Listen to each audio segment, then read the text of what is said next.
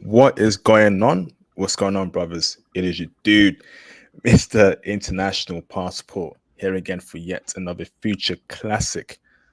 First and foremost, brothers, please press a one in the live stream chat if y'all can hear me loud and clear. How's my audio? How is my audio? Mayday, Mayday. Am I good?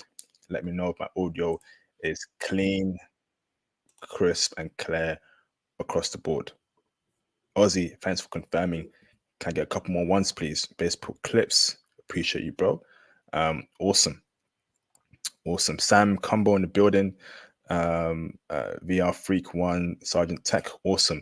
So when you come in, brothers, of course, please like the video. As you all already know, go and join my new Reddit page community where you can all come together, communicate, touch base, share intel, etc., etc. Go and join the Reddit page right now. I'm telling you, brothers, it is a groundbreaking page. Let's blow it up. Let's get you brothers on there, communicating and build this movement into a world-class movement. We are unstoppable right now. Let's get more powerful. Once again, go and join the new public Discord page for you, brothers. So if you're on Discord, join it right now or create an account on there. My mods throughout tonight will be sharing a link for the Discord. Okay, awesome, awesome, awesome. So, welcome, brothers. Welcome to another classic, future classic live stream. I'm Mr. International Passport. Want to say a huge thank you to all those that have supported the movement over the past couple of years. Your support is greatly appreciated. I welcome aboard the new people. I accept and I embrace you with open arms. Once again, support the movement. Make sure you join, right? You join, the Patreon. There is an explicit talk in regards to Spanish women that's extremely freaky. These Spanish chicks are freaks, but we can't speak too much about it on here on the channel. So please make sure you go and join the Patreon, and also join the Patreon for IT consultations and IT mentorship, and even more intel. Cop the merch too. Show me some love by copying some merch. Share my video around, share the content around, and be an all-round supporter. That'd be greatly appreciated. So let's get straight into it, man. Let's get straight into it. Mr. Caleb, he's our guest today. How you doing, bro? I'm doing well, IP. I'm doing well. How you doing, man? I'm doing fantastic, bro. I'm doing fantastic, brother. It's good to have you, on the channel, brother. It's been a long time waiting, but we're here, and nothing can stop us from doing any more streams in the future, bro. Let's So, do it. Mr. Caleb, give us a brief intro about yourself, who you are, where you're from, and anything special about you, brother. Yeah, so I mean, I'm from originally from the south suburbs of Chicago. Was raised there for pretty much a majority of my life. From my parents, they were always big time travelers. We would travel over the summer and whatnot all the time, take vacations and go, see the country in the U.S. Right? Um, you know, uh, I'll make a long story short. I was actually born in Spain as well. My dad had won a postgraduate scholarship with Rotary International. He was married by the time he went over there to study. So that was part of the reason for me wanting to go back to Spain and study and whatnot. But by the time I was 20, man, we had seen 48 out of the 50 states, right? And we drove everywhere as well. So was no flying or anything like that. We couldn't afford to, send a family of four out to, fly to all these different places. So we drove, and my parents' goal was to, teach us and show us different stuff, right? So by the time I graduated from college, it just was natural. I wanted to go back to Spain, learn another language, just and learn a whole bunch of different stuff. So that really got me started in my journey and whatnot. So just a little bit of background with me and traveling and and whatnot. Awesome, bro. Awesome. So you have some history with Spain, being born there, Mhm. having some potentially lineage there, which is awesome, brother. Mhm. So tell me why you decided to, you know, face your demons and go back to Spain again. I'm joking. But tell me, tell me why, brother, you found yourself in Spain many years after you were born, brother. Yeah, so like I was saying with the traveling as well, but for me, it was I wanted to see Europe had always been a place I wanted to go. Hearing my parents' stories, growing up. And then also my dad, uh, he got the job that he worked for a long time when I was growing up. He got it solely because he spoke Spanish, right? So I knew that, and in America, I mean, that's the second after English. Spanish is the next language up, right? And you got to consider, there's all of Latin America, Central America, the Caribbean, Mexico, right? So that was another big motivating factor for me was I wanted to learn another language. So uh, I think the best way you're going to learn is, I mean, of course, you can learn some stuff with, being in books, learning in books and classroom, but the best way is immersion. And, for me, my dad was telling me it was sink or swim. He learned the most when he was living in Mexico. And then, for his undergrad, university, uh, study abroad. And then, after he graduated college, he learned more when he went to Spain. So hearing all that just motivated me to want to go and, move to Spain. And that was a big reason. Awesome. So when you moved to Spain, brother, what were you doing there, and what cities were you living in there in Spain, the south of there, brother? Sure. So I was there for a total of 3 years. And each year I lived in a different city. But the first 2 years I was there as technically it would be called a cultural language and it was a language assistant and was it cultural assistant and language or assistant or something like that. I can't remember the exact title. But it was with the Ministry of Education and Culture and Sport in Spain. And so I applied for that job to be an English teacher, basically, or a language assistant. And the only prerequisites were that you had a you had a you had an undergrad degree, and that you're a native English speaker. And your undergrad degree didn't have to be in teaching English or being a teacher; it could be anything, right? So um, I found that I applied, I got accepted, and didn't look back. Fantastic, bro. So a total of 3 years there Hmm. in Spain. That's a lot of intel. We're gonna break it down line by line, Hmm. letter by letter, word by word Hmm. on the stream. Shout out to Mr. Sam Combo for the $199 super chat already. Thank you for the support. Much appreciated, bro. Welcome back. Been a minute, brother. Salute IP. Ready to hear on the Spanish chicas. Yes, indeed, brothers. If you're not on the Patreon too, I'll be dropping the explicit exclusive X-rated version of this stream on the Patreon next week. It is downright disgusting. These Spanish chicks are freaks in the bedroom, absolute freaks. Okay, real life P stars. I'll keep it PG like that, and that's it. Okay. Peep that. You gotta peep the Patreon. He ain't lying. I'm telling you. So now let's get it cracking, brother. So can you tell me which cities you were in Sure. Spain? So the first 2 years, I was when I was the English teacher, I was in what they call a community. It'd be like what we would call in the U.S. as like a state, right? But was in the Castilla y León or Castile and León region, and then I lived in the capital city, Valladolid, for a year, and then I went to where I was born, my birth city, Salamanca, for a year. And then my third year, went back to grad school, and I was out in it'd be southeast Spain, somewhere along the Mediterranean, called a place called Murcia. So those are the three. Those are the three places I was saying. Murcia, spelled Murcia. Correct. Okay, and this is how you're referring to Castelafes on the screen right now. Castl. Oh no, it would be That's it. Castilla. So Castilla Mhm. space Y space Leon. So or it looked like Leon, but it'd be Leon. Okay, So it's thanks, like thanks. it's three Mm, words. So Castilla y Leon. awesome, thank you, Hmm. brother. Much appreciated. Hmm. So let's get straight into the meat of things, brother. So Hmm. tell me the lifestyle there across those cities you were in Spain, brother. Is it a chilled lifestyle? Is it a stressful lifestyle? Tell me the lifestyle in those areas you were in, brother. I thought it was more laid back, I would say. So I was not. I was okay with moving to like a big city, like being from Chicago. You got like a bunch of hustle and bustle and whatnot.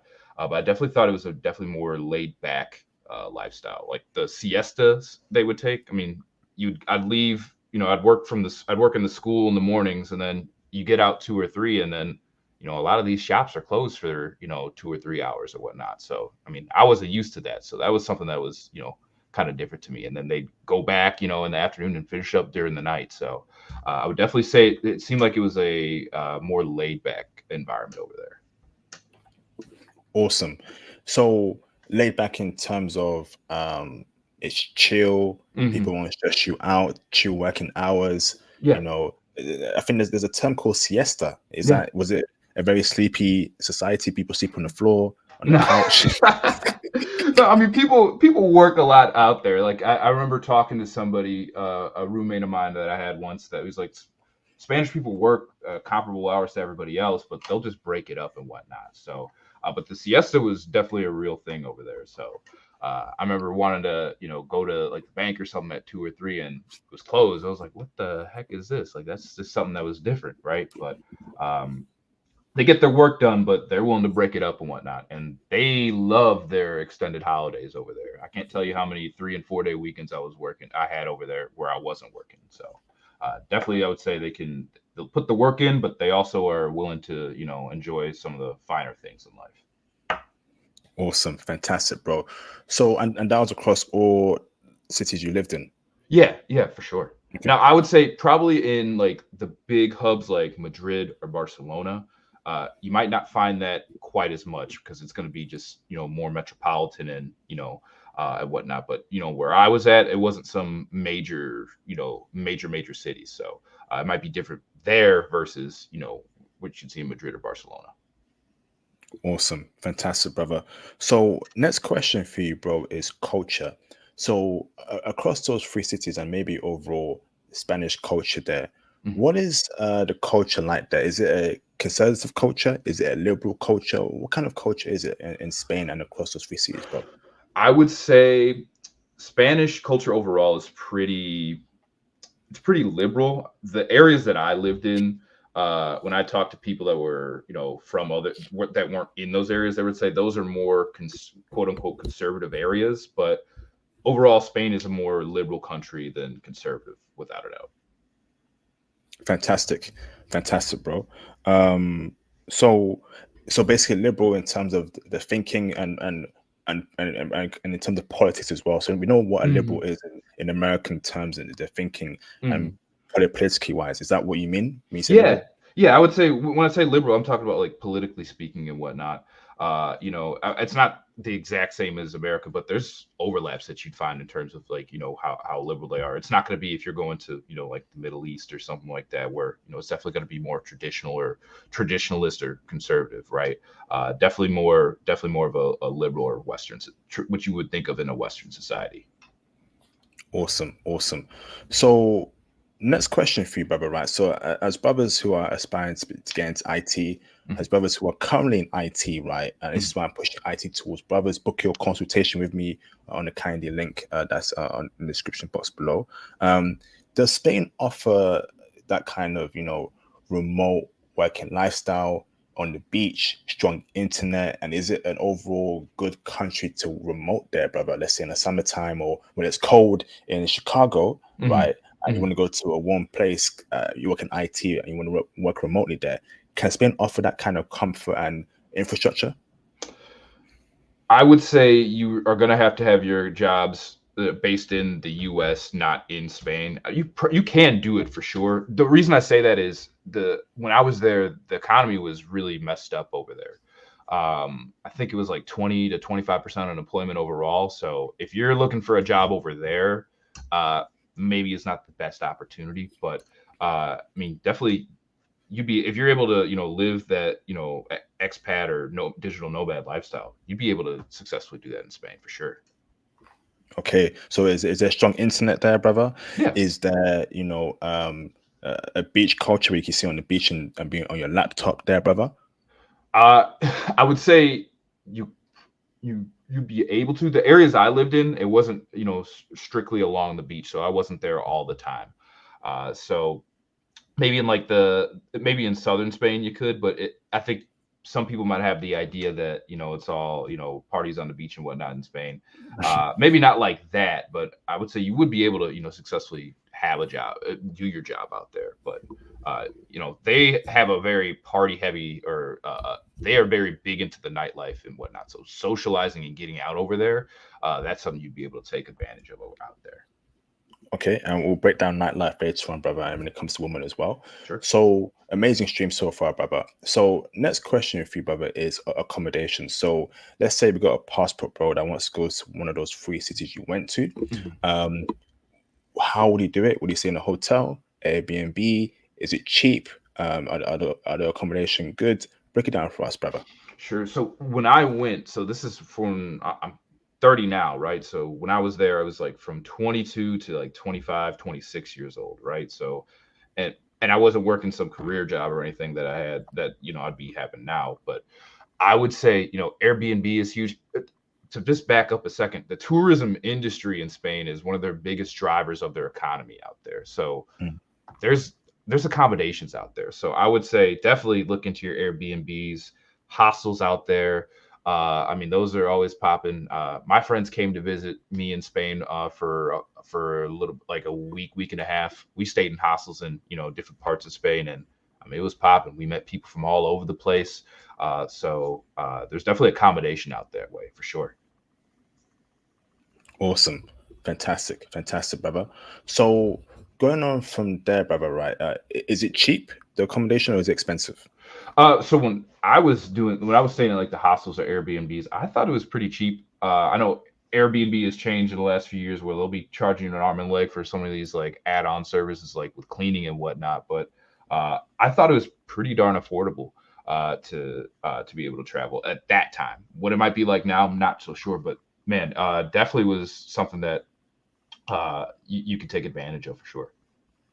I mean, Awesome. my parents also came over, right? And they were shocked at the quality of some of the Airbnbs, right? They're like, man, we get all this the price of for a hotel room, but we're taking care of all of our family, right? And we all have our own space. So, uh, just to say that, but yeah. So you were in Murcia, Valladolid, Hmm. and Salamanca, right? Correct. Out of those three places, which did you like the most, and tell us why you like that particular place the most? I would say my favorite place out of the three, and it's not that I disliked any of the three, but I would say Salamanca was my favorite place that I was at. Not just because I have my background and my story with that place, but I would say definitely it was just that, the people that I met there, it's a really big cultural hub out, not a big cultural hub, but it's a cultural center in the sense that people are coming all over from Europe to study at the University of Salamanca, right? So you got tons of foreign exchange students. A lot of people in Spain want to go to that university. I want to say it's one of the oldest universities in the in Europe. And then just being able to meet people, get different perspectives on things and whatnot. I mean, I was able to improve on my Spanish. It was a town that was younger, not older. And if you look at Spain's demographics, it's really an older country in general, right? Well, there it's flipped on its head. It's a university town, right? So everything is thriving off of that. The nightlife there was awesome. Yeah, just overall, it all worked out. I mean, my roommates were the best ones I had were in Salamanca. Definitely my favorite place was there. Awesome, brother. Fantastic. So next question for you, brother, is so when you were in Spain, right? Who runs that country in terms of who has the most power there from a racial demographic wise, or let's say a gender demographic wise? Who's Mhm. actually calling the shots there in Spain, brother? Mm. Okay, so I mean, it's a more homogenous country, right? So the Spaniards are the ones who are going to be, running the show, right? But I mean, immigration and things are going to be changing there over the next few decades, I think. But I would say, yeah, I mean, the Spaniards are going to be in charge. I know that Pedro Sanchez is their president now, and if we're talking about gender dynamics, I would say the women there are kind of feisty out, like just when you're meeting them, face to face. Not feisty in the sense that they're like, spicy like a Latina, but they have that more strong woman that from a Western woman's type of view, if that makes sense. Hmm. Interesting. So would you say it's a patriarchal society or it's a matriarchal society in Spain? I mean, it's a dying patriarchal society. I would put it like that. That things are getting inverted. As we see. That's how I would view the West overall. Right? Is that it's patriarchy overall, but you're seeing that things are getting flipped around and whatnot. So I would say that which you see in the U.S. It's not maybe the same that you would see in Spain, but it rhymes with it. Okay, brothers, get the likes up, please. Show me some support. Like the video, like the video, like the video. Super chat, super chat, super chat, super chats. Please support. That'd be greatly appreciated. So let me ask this, brother, right? Mhm. Normally in every country, or let's say every Western country, there's normally a dominant ethnic group. So for Mhm. example, right, in the UK, Indians are the most successful Mhm. ethnic group Mhm. by far, aside from anyone. Mhm. In America, the most dominant ethnic group I'd probably say is Asian Americans or Indian Mhm. Americans as I get well. what you mean. Mhm. So in Spain, what's the equivalent there in Spain? Who's doing it? So I couldn't tell you. To be honest, I hadn't paid attention that much when I was there in terms of if it's the Spaniards or if it would be people from South America or Central America. So I couldn't give you an accurate answer on that. I would say that the immigrants who do come over there definitely work hard to make it for themselves out there. But I couldn't tell you if you would see Latinos that are outpacing the Spaniards or whatnot. Just okay. keeping it a buck. Okay, awesome, bro. Awesome. So, next question for you, brother, is in terms of cost of living. Mhm. So, when you compare the cost of living in those three places you stayed at in Spain compared to America, was Mhm. America cheaper? Was America more expensive? Was Spain cheaper? Was it expensive? But on the cost of living over there, bro. I thought that Spain overall was cheaper overall. I thought that the cheapest place I probably lived was Murcia, and then probably followed up by, if I think about it now, next cheapest would be Valladolid and then Salamanca. But none of those places were like way more expensive than the other, at least at the time that I was living there. And what I would do is I would rent a room there within an apartment. So people had their own different rooms within the apartment and whatnot. And I think if I just had to go on average of what I would spend there, it'd be, like 150 euros for a room. So I think back then that'd be like 170, 180 US and whatnot. And then maybe throw on another 15 or 24, utilities, internet, things of that nature. So, maybe around 200, 225, maybe a little bit more overall for, just a month of, rent and utilities and whatnot. And then throwing groceries on top of that. It wasn't anything that I was, going broke trying to live in Spain. I felt pretty comfortable with what I was doing out there. Awesome, bro. Awesome. So now, uh, you're a brother, okay? Mhm. Um, Did you experience any racism there? Any slur said towards you? Any sort of bad looks? Any sort of, denying of opportunities because you're black? Hmm. Um, just break it down. How is the whole racial aspect of Spain towards you? Honestly, racism was nothing that I had to face a whole lot, to be honest. Maybe like once or twice someone would say something to me, and I would be like, well, what do you mean by that, right? But that was more an anomaly than the norm, right? And I always just have the attitude that I'm going to present myself, and we'll go from there. So overall, I wouldn't say that racism was something that I faced heavily out there, and affected my outlook and my stay out there. So no slur said towards you at all? Mm, I'm trying to think. I really don't remember anyone saying anything in terms of slurs. I do remember one thing that stands out in my mind was this. I was talking with some friends, and then there was this other friend of ours who was. We were talking, and then there were some African immigrants in like they were walking past us, right? Um, and he was saying he's like they're black, but they're not black, and I was like, What? what does that mean, right? And he's like, you know what I mean? I'm like, what do you mean?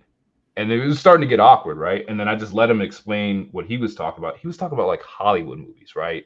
What he'd see, from like the movie Friday, or he'd see some type of movie where it's like Boys from the Hood or something like that, right?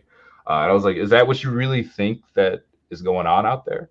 Uh, he's like, well, I'm like, that's Hollywood, bro. Like that's not everyone's experience. I'm like, and how are you going to compare some movies to people who are from a completely different part of the world and then say they're not black, right? Uh, and you could tell everybody that was in that group was just looking at him like that was an ignorant thing to say, right? So if a moment like that came up, I just would try to handle it with more being calm than anything, and just ask them what they meant. But that was something that just stood out because that happened like that was a one time thing, right? It wasn't something that would always be happening with So essentially, right, he me. believes that if you're not a gangbanger sagging your pants, you're not black. But Yeah, yeah, if you're a well-spoken black man, you wear a suit, you're not actually black. You're a bit different. Is that what you meant? yeah. And I was like, also culturally, there. I mean, we share the fact that we have black skin, right? But culturally, they're different, right? That doesn't mean that they're not black because they're from Africa. That doesn't even make sense, right? So, I, that's what I believe. That's what he was. That's what I understood him to be talking about, right? Uh, Mm. but if you just, to me, my thought was just ask him what he means, and let him shoot himself in the foot, and just kind of ended up being that way. So, What was the other instant where there was a bit of a racial talk there? Apart from that one, you said there was two. uh, Was I that really was that in can't. the bedroom? Like Oh, on Patreon? yeah. We gotta. Oh yeah, that was one. Oh yeah. Oh my I was gonna goodness. say, I know we gotta keep it PG out here, so keep that up on the Patreon. So we'll keep that to the Patreon, but peep that for sure, though. I remember that one. Yeah, that was a bit iffy. Yep, I remember that. That was Hmm. on the Patreon. So this one here, right, on that, Hmm. brothers go on the Patreon. That will be on the Patreon where mess up comment by the Spanish chick, towards a brother in the bedroom. But then again, a lot of these chicks have been watching too much PORN nonsense. Hmm. Look at this, right? So, um, damn, see what the US media Hollywood does. This is the reason why I go on about our image, man. And this is my problem with Hollywood, Western society. They portray us as a particular type of way around the world, and that negatively impacts us. So that Spanish guy, right? Was it a guy or a girl? Guy. So that Spanish guy, right? If he ended up being a CEO or a hiring manager at a company, right, and then he's hiring for a black person, he's got a preconception that black people, black men specifically, got to be some type of way. That's what the media does. That's why I'm against the people saying the N word in movies, Right. N word in music, black people saying the N word, us being looked at as gangsters with these TV shows like Power, Mm. raising Conan. All this crap, man, is negatively impacting our image. Why is it that there's more negative images of black men than good images? Where's the black Elon Musk in our community or in Hmm. TV shows? It's the same narrative. Black mafia family, all these black shows that are just gangster influence. Where's the black nerdy tech TV shows like The Big Bang Theory? Hmm. You know, where's that? No It's doubt. all done on purpose, bruv, by those who control these particular avenues. And we know who controls it, bruv. I ain't gonna say no names, But we know. but recent events have now you're saying who controls these major industries, and they have made our image horrible worldwide. They have made and they have allowed the N-word use to be said worldwide, brothers. We know who's who control. So what are we gonna do about it? Get crypto up and running, get into IT, get our power levels up, come together and create a new image and dominate worldwide, man. Because there's war right now, brothers. It makes me angry. For the last 500 years, man, it's been war against brothers, our image, financial oppression, jobs, opportunities. We can't catch a break. It makes me absolutely livid. All right, man. So next question for you, brother, is so when it comes to people, Mm. okay, tell me how Spanish people are like, brother. So are they kind people on average? Are they reserved people on average? Break it down for us, bro. I would say overall very kind people. Um, I mean, I had no problems with making friends out there. I mean, the way you're going to learn a language is you got to speak it, right? And I learned from just communicating and getting out and talking to people. Now, Spaniards in their own country will say that where you are in the country, that the people have a different type of attitude, right? So they would say the people that where I was at my first 2 years in Castilla y Leon, or Castile and Lion, or in Leon, they would say they were a little bit more. They could be a little bit more dry, right? But they say that the people who are more, down south towards like the Mediterranean or the coast facing Africa, they said those people are a little bit more happy and outgoing, right? I think I noticed some of that as well, but overall, I would say the baseline is people are pretty kind, and you can get to know people pretty well out there. Very talkative, outgoing people. Okay, yeah, so they're very extroverted, right? Yes, yes. I mean, So, mm, they're going out for them is a big part, right? I remember just going. I mean, you can go out from Thursday, Friday to and Saturday, right? And they'll be going out from midnight to early in the morning, right? So a very outgoing culture for sure. and because they're so outgoing, brother, right? Do they um do a lot of touching, like your arms when they're like expressing themselves? Is Yes. that quite a common thing there in Spain, right? Oh yeah, for sure. They are very, at least in America, we got people have like their personal space, right? They are, a lot more, they are a lot closer to you, right? I know we'll be getting into, the females and whatnot later, but they're very, people are more touchy and whatnot.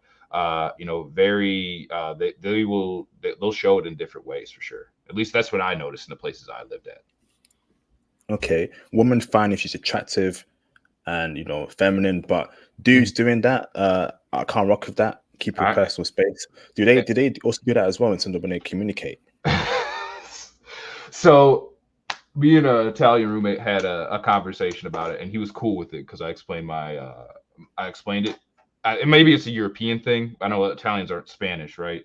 But I remember we were just sitting watching a soccer game, and he slapped my leg, and I was like, "Hey, dog, like you can't be." He did it once, and I was like, "That's freaking weird, right?" And he did it again. I was like, "All right, man, like you got like just give me a little bit of space, right?" And he was looking at me. I'm like, it's just a cultural thing, right? So I wouldn't say they do it quite like a woman would do it with you, but you might find it sometimes.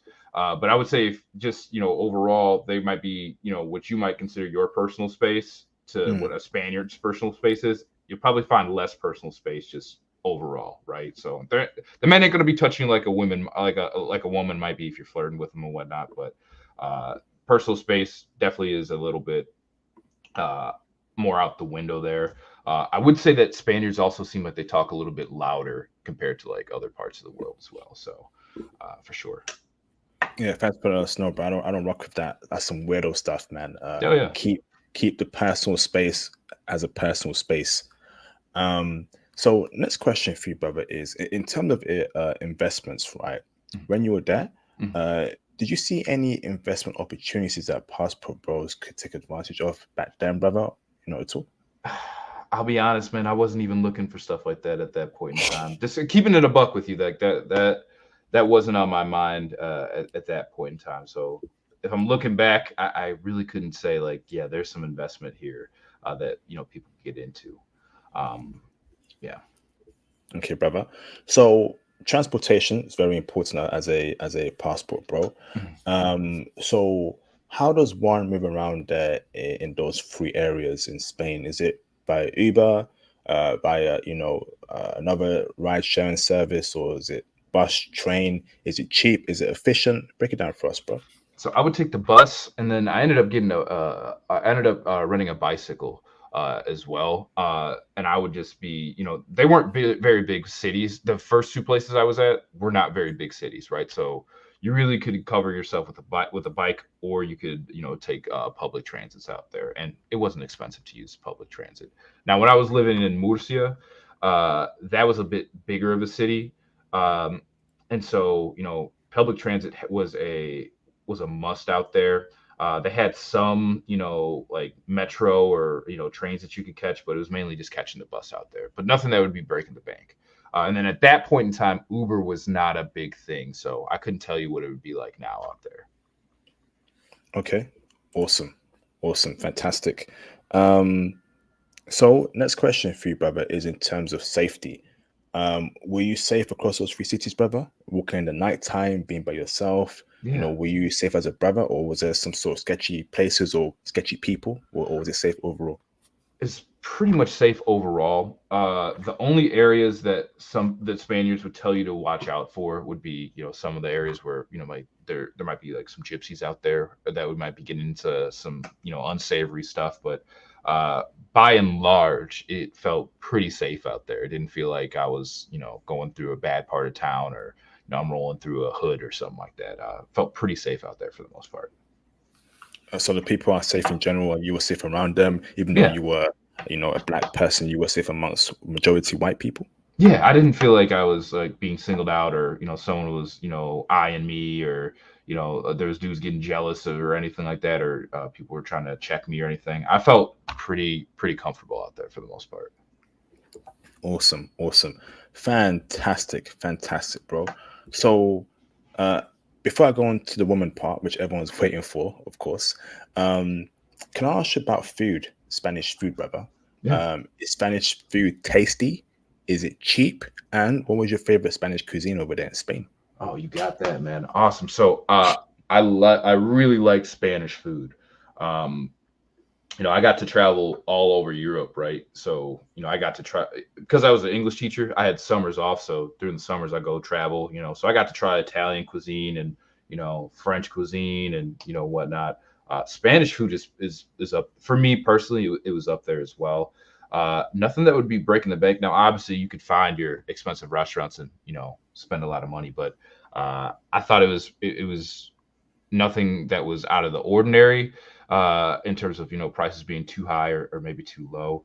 Uh, Now, if we're going based on regions where I thought the best food was, to me, this classic Spanish dish that I think a lot of people might think of is paella, right? Which is out in Valencia, right?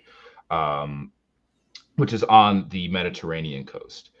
That was some really good food out there, right?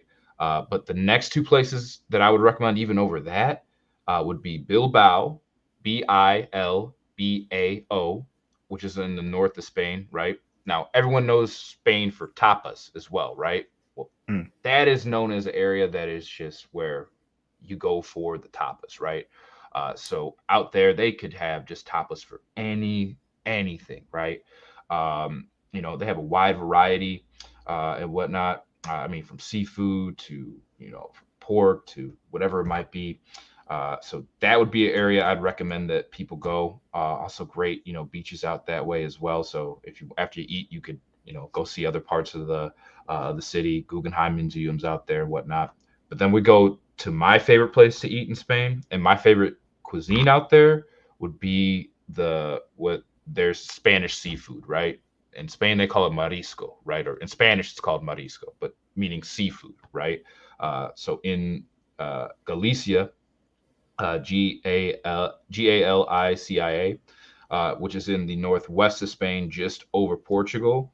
That's like a hub of just of Spanish seafood cuisine and whatnot. So you can get it all. I mean, great shrimp. I mean, I wasn't a guy that even like try an octopus, but I tried octopus out there, right?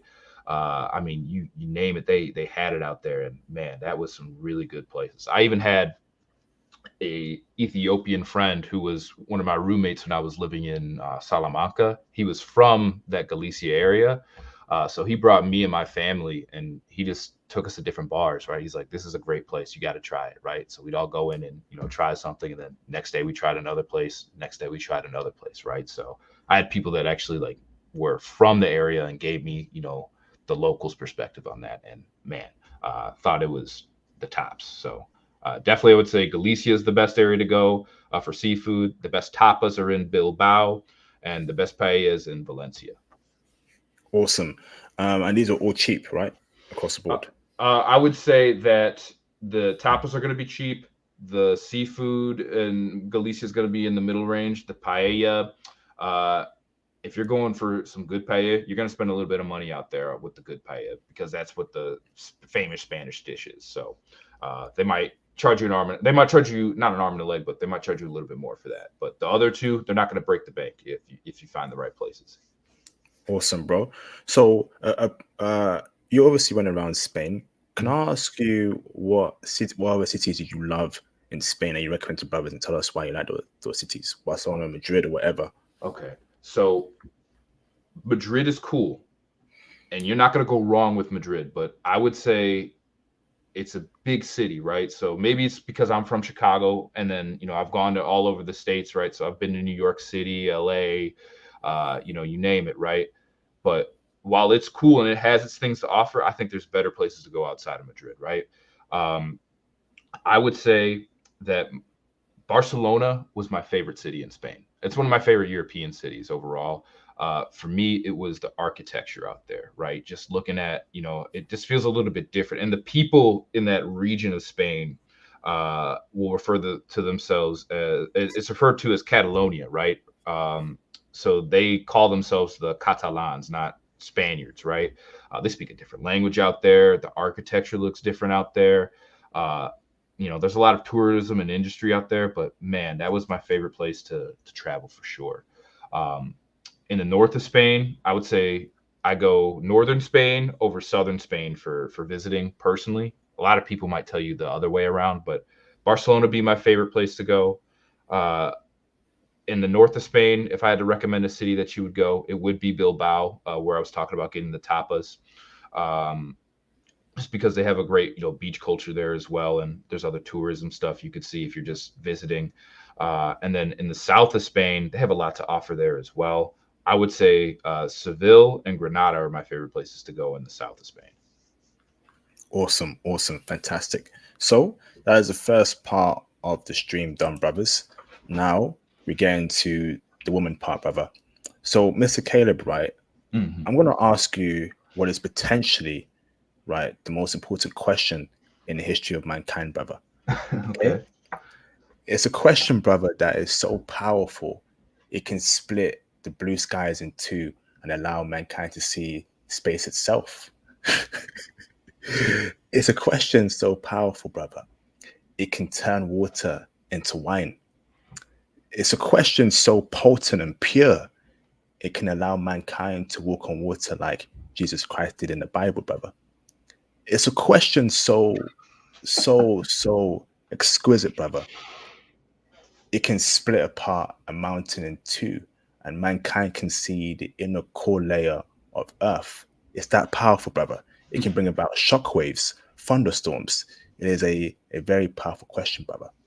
This question, brother, okay, is a Spanish woman, right, in those three places you mentioned, brother, or overall, Mhm. are they checking heavy for brothers and passport bros?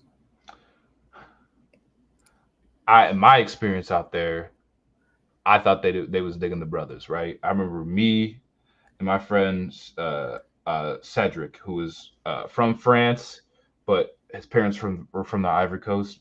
Yeah, man, we had a good time out there. So I would say they're checking for the brothers. If you're doing your thing right, yeah, they're looking for you. Interesting, brother. Can I ask you why they're checking for brothers? Because Spain is all the way in Southern Europe. Mm, You're an American. He's in France. mm. So why are they checking for brothers, Spanish women? What is it about us they love so much? From what you heard, from what you observed, from what you saw, break it down for us, bro. I don't know. I think part of it was just some of the confidence that we were having out there.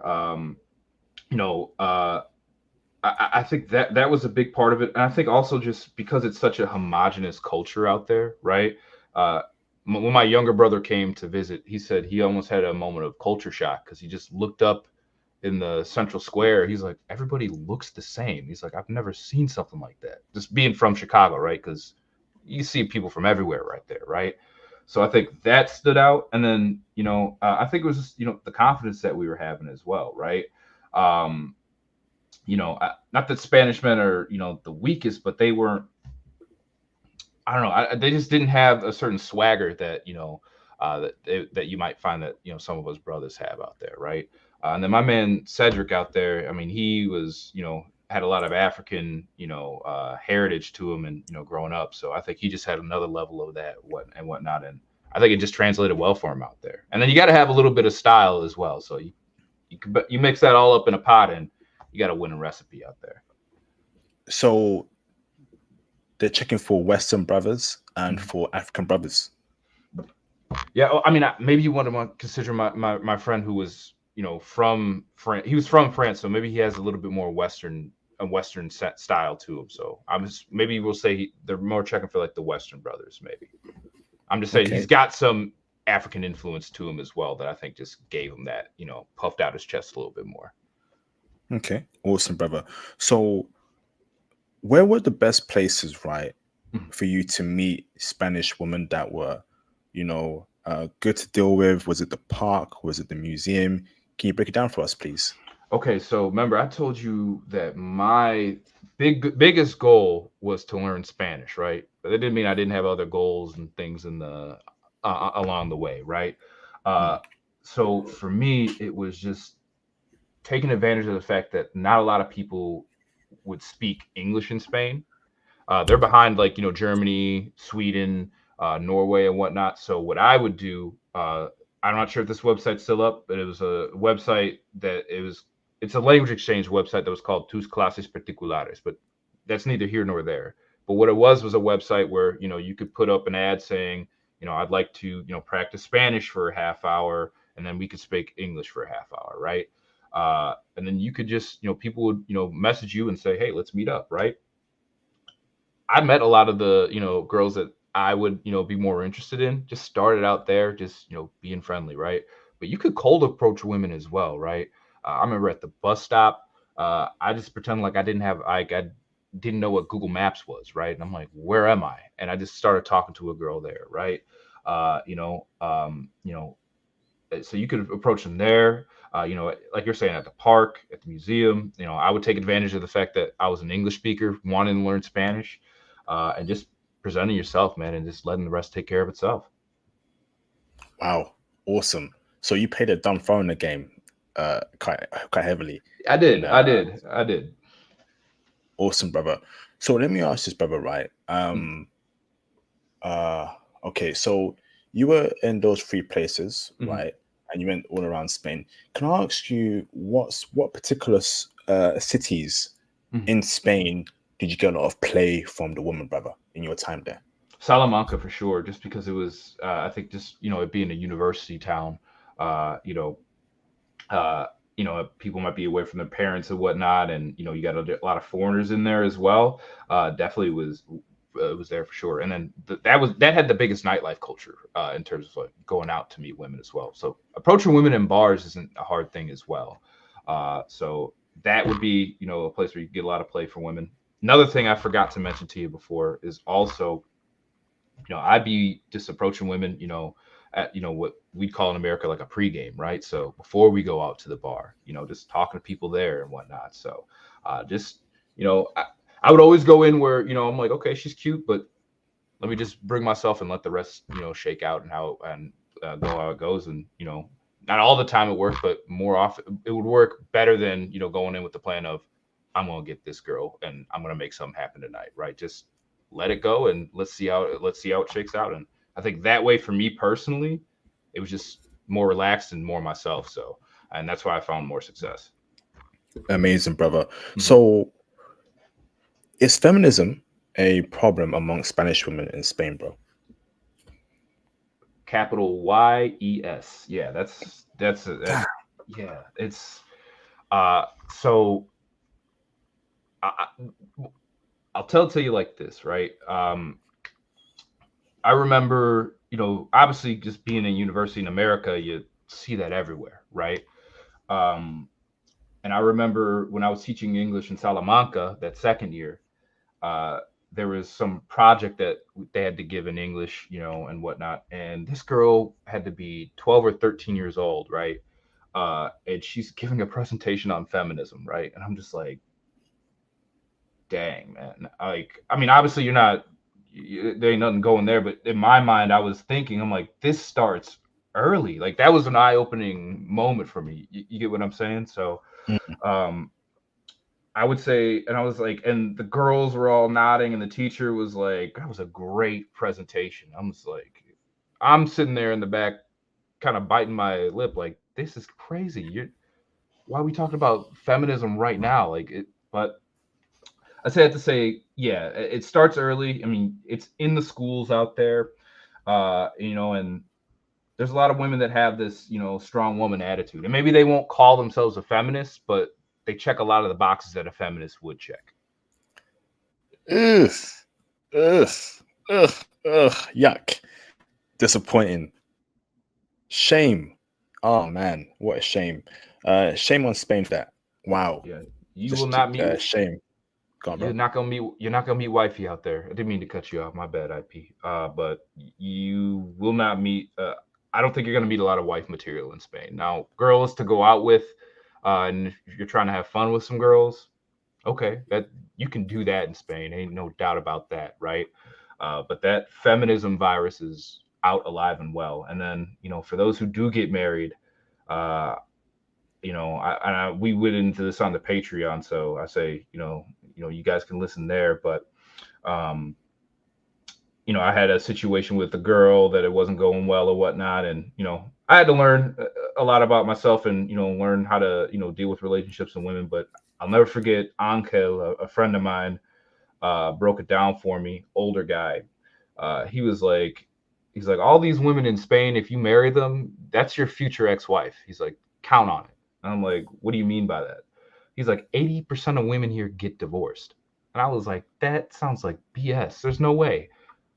Come to look it up, it was like 83, 84% or something like that when I was out there. So uh, these women, even if they do get married, they will. It's not going to last, and they're going to be the ones ending it. So it, 83%, 84% divorce rate. Women, I guarantee most initiate divorce without a proceedings in doubt. Spain. Did you and this was an old Spanish white guy? Yeah. He was just talking me through a breakup I had gone through, and he was just trying to tell me, he was like, this girl ain't none to worry about, dude. He's like, because he wasn't trying to just come out. What he was trying to say in a kind way was, it wasn't going. You weren't gonna make it anyways, man. And when he told me that, I was like, what do you mean 80% of people get divorced? That seems like a made up number. There's no way. And I looked it up. I'm like, man, how do you think he knew that? Because he had gotten divorced, right? So, you know, when I learned that, I was like, okay, well, let's take things into account out here. Not that I was looking to get married, but it also lets you know that these women aren't going to take the relationship maybe the way that you would hope. Wow. So so let's set the agenda right. Mhm. So Spanish woman only for fun, only for let's say bedroom activity, one night, whatever, and Mhm. that's it. Nothing more than that. Is that what you're saying, bro? Yeah, yeah. I honestly wouldn't say that. Maybe you do meet a girl who's worth it, but I would say we're going with probability, not possibility. It wouldn't be something I'd want to sink a lot of time into. That's fine, bro. So we can put Spanish woman in that, Swedish woman, uh, Norwegian woman category where highly promiscuous, highly feminist, cool, only Mhm. for fun, cool. Let's leave them for passport Joe. And Mhm. then if you wanna have fun with these chicks, wanna have fun, but at the end of the day, don't put a ring on them. They are only for play only. I'm cool with that, bro. I'm cool with that. And don't definitely impregnate one. I'm sure that'll be hell for you if you have a Spanish baby mama. You don't want that, brothers. That's right. So next question for you, brother, is so across the board, right? Mhm. Are Spanish women good looking? Because I'll be real with you. I've been to Spain myself, and Mhm. I had some thoughts about their looks. But I want to hear it from you, brother. On average, do you believe that Spanish women are good looking? I think so. I think they're good looking. I did feel like a lot of Spanish women though would put on too much makeup sometimes. I'm like, man, like on average, I'd be like, man, that's a little too much makeup.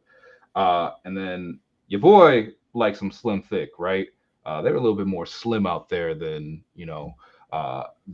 slim thick. So I mean, overall, I think they're attractive, but there's some stuff to be desired for sure. Okay, I see. Um, Across the board, right? What about body type, right? You're saying body type, the skinny on average, the I woman? th- I would find that at least in my experience, I thought they were more skinny than being curvy or being slim thick or whatnot. So, not that I wouldn't go after a girl that's slim, but if we all had our pickings and choosings, that's what I would prefer, right? So, you know, uh, I think part of that is just like also just the portions. I know we were talking about food earlier. Maybe I forgot to mention that they don't eat a whole lot in terms of like what you're served on a plate out there, right? At least compared to America, where they'll give you these monster servings or whatnot. So definitely more slight people out there for sure. Okay, awesome, awesome. So, next question for you, brother, right, is in terms of language, Mm. right, and communicating with Spanish women, do we have to know Spanish or is English enough out there in Spain? I think you can get by with some. You can get by with English, but it's going to be much better if you could speak Spanish. They're far behind a lot of these other European countries in terms of having more English speakers. Right? If you go to Germany or Norway, Sweden, right? A lot of these people, the Netherlands, right? A lot of these people just off rip, they're going to know their native language and English, right? Spaniards are a little bit further behind with that, right? I think they're behind most countries in Europe. The reason I got my job out there was because they're so far behind and they want to, catch up, right? That's the reason they had that position. So, knowing Spanish out there is definitely going to help, but English is the international business language, so you definitely can, use your English out there, and it'll help you. It's definitely gonna, you'll get somewhere with it. Awesome, awesome. So, next question for you, brother, is so I know obviously Spanish woman, white ethnic Spanish woman, Mm, right? Were there any other races of women there in Spain mm, and in those areas you were in? mm. And were they checking for brothers? Man, so there's a good amount uh, of Latin Americans that will come up to Spain like through immigration and whatnot. I noticed a lot of Colombian and Ecuadorian women out there, especially, and they were checking for brothers for sure. So, uh, yeah, they were definitely looking for brothers. Ooh, but you telling me the Colombian women and the Ecuadorian women were checking for brothers in Spain? Yes. Did you deal with either one of them personally, or did you see Mhm. other brothers deal with them, brother? Can you break it down for us, please? So me personally, right? I had a roommate I had an Italian roommate who had a Colombian girlfriend, and me and the Italian guy got along pretty well, right? And his girlfriend was really nice, right? So when you move somewhere, and you might not find a lot of people that are of your ethnicity. When you find somebody, you kind of create this network of people, right? So she Mm. had a friend group of Colombian friends out there, and I like them and they like me back. So it was definitely, it was on and popping with the Colombians without a doubt. I think there's a There, Patreon. Go on, bro. no, you're gonna say, go ahead. No, I think we spoke about that on the Patreon as to your activities with them. But go on, bro. Mhm. Yeah, no. So they are definitely, they definitely were checking for brothers and whatnot. Um, that I almost found them more attractive than the Spanish women once I got to talk to some of them. So I was like, I need to learn a little bit more about these women and whatnot. So, and the Ecuadorian women as well. I definitely had some good times out there. So. For sure, you'll definitely meet some other people from other parts of the world out there. Mainly it's going to be Spanish people, but there's immigrants from Latin America that come up, and you know what, had no complaints. Talking and meeting with them.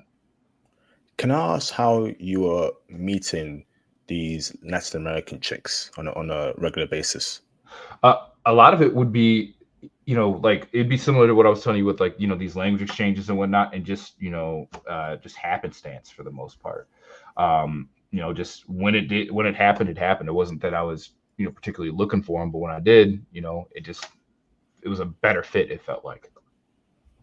Like Interesting. it felt like our values, the way I could connect with them, felt more natural than it would, a Spanish woman. And maybe that just speaks to, their origins of, being from South America, not being westernized. Interesting. Hold on, brother. Shout out to Mr. Royal Black for the $777 super chat. Thank you, Royal Black, for the support. Much appreciated, bro. Are there a lot of Latinas from Latin America and Spain? Doesn't Latin America have an exchange program with Spain? Can you answer that second question there? Is that true? I don't know if the exchange program. I'm not sure if you mean like with the university or whatnot, but they have a lot of immigration laws from their former colonies to have a fast tracked option to get your Spanish passport, right? So that's why you'll find a lot of Latin Americans or Latinas that are moving from their country to Spain. So there is a pathway for them, and you'll find that some people are taking advantage of that. Interesting, bro. I've heard that Spain to a lot of Latin Americans is their mecca, but I'm not sure Spanish people like Latin American people like that. Can you confirm it? Is that true or false, brother? In terms of how Spanish people perceive Latin American people? I did in my time there. I never found that Spanish people were, frowning upon the Latin American people. It seemed like they all got along pretty well for the most part, and because I think they look at it as they're, very closely connected. So, from my viewpoint, I didn't notice anything in terms of, any type of animosity from the Latin Americans to the Spaniards. Now, the one thing they might get into would be differences over the language itself, like sometimes you'll hear British English, or people from the UK talk about, American English and vice versa. You might find something like that, but nothing that was really too big or anything. Awesome, fantastic. So next question for you, bro, now is in terms of jealousy towards you as a brother or other brothers for dealing with Spanish women in Spain. Did the Spanish men feel some type of way? Did you get looks? Did they run up on you? And pull the blicky? I'm joking, but but in terms of like that, brother, break it down for us. To be honest, for the most part, I didn't really notice any guys that were, feeling a certain type of way about me talking to, Spanish men feeling a certain type of way about me, talking to, Spanish women, for the most part. Maybe it's because, my background where what I studied was like exercise science and, strength and conditioning. So I'm a pretty fit guy as well. So maybe it was that they're not going to approach me because, I'm a big guy and some of these Spanish guys are a little bit more slender and, not that I'm looking for problems or whatnot, but, you got to make your wise choices, but I never really noticed that, Spanish guys were feeling a certain type of way about, me talking to, some of these women, but could have been. And I just wasn't worried about it. I was more worried about what I was doing. Awesome. So next question for you, bro, is now in terms of the concept of dealing with different women at once. In Spain, right? You have a girlfriend and you tell her, hey, I want to have several side chicks, right? How will she feel about that? 'Cause I know for a fact, brother, if you tell her, listen, I want to have two side chicks on the side, but you're still my main chick, I look after you the most. She'll be like, oh, if you can do that, why can't I have, multiple blah, blah, blah as well? Because the feminists like that, brother. So is it acceptable, when you tell her, listen, you can't have multiple boyfriends because we're traditional. That's not how it works, okay? But I can have multiple girlfriends. Will she accept that? Or will she push back and say, listen, if you can do that, I can do that, or that's not happening? That ain't gonna fly, man. That is not gonna fly. They would not want you to have, some side chicks. It's gonna be, some type of monogamous relationship that they're gonna be looking for. So, and especially you hit the nail on the head with, the feminist outlook. So that ain't gonna happen. Oh wow, okay. Did you ever propose that, brother, to a Spanish chick, or is that not your realm of activities? Honestly, that wouldn't be my realm of activity to keep a buck with you. That wouldn't be coming up into my thought process. But just knowing how that some of them Spanish women are, I don't see that working out well overall. I wouldn't see that working out well. Okay, enough, brother. So next question for you, brother, is body count.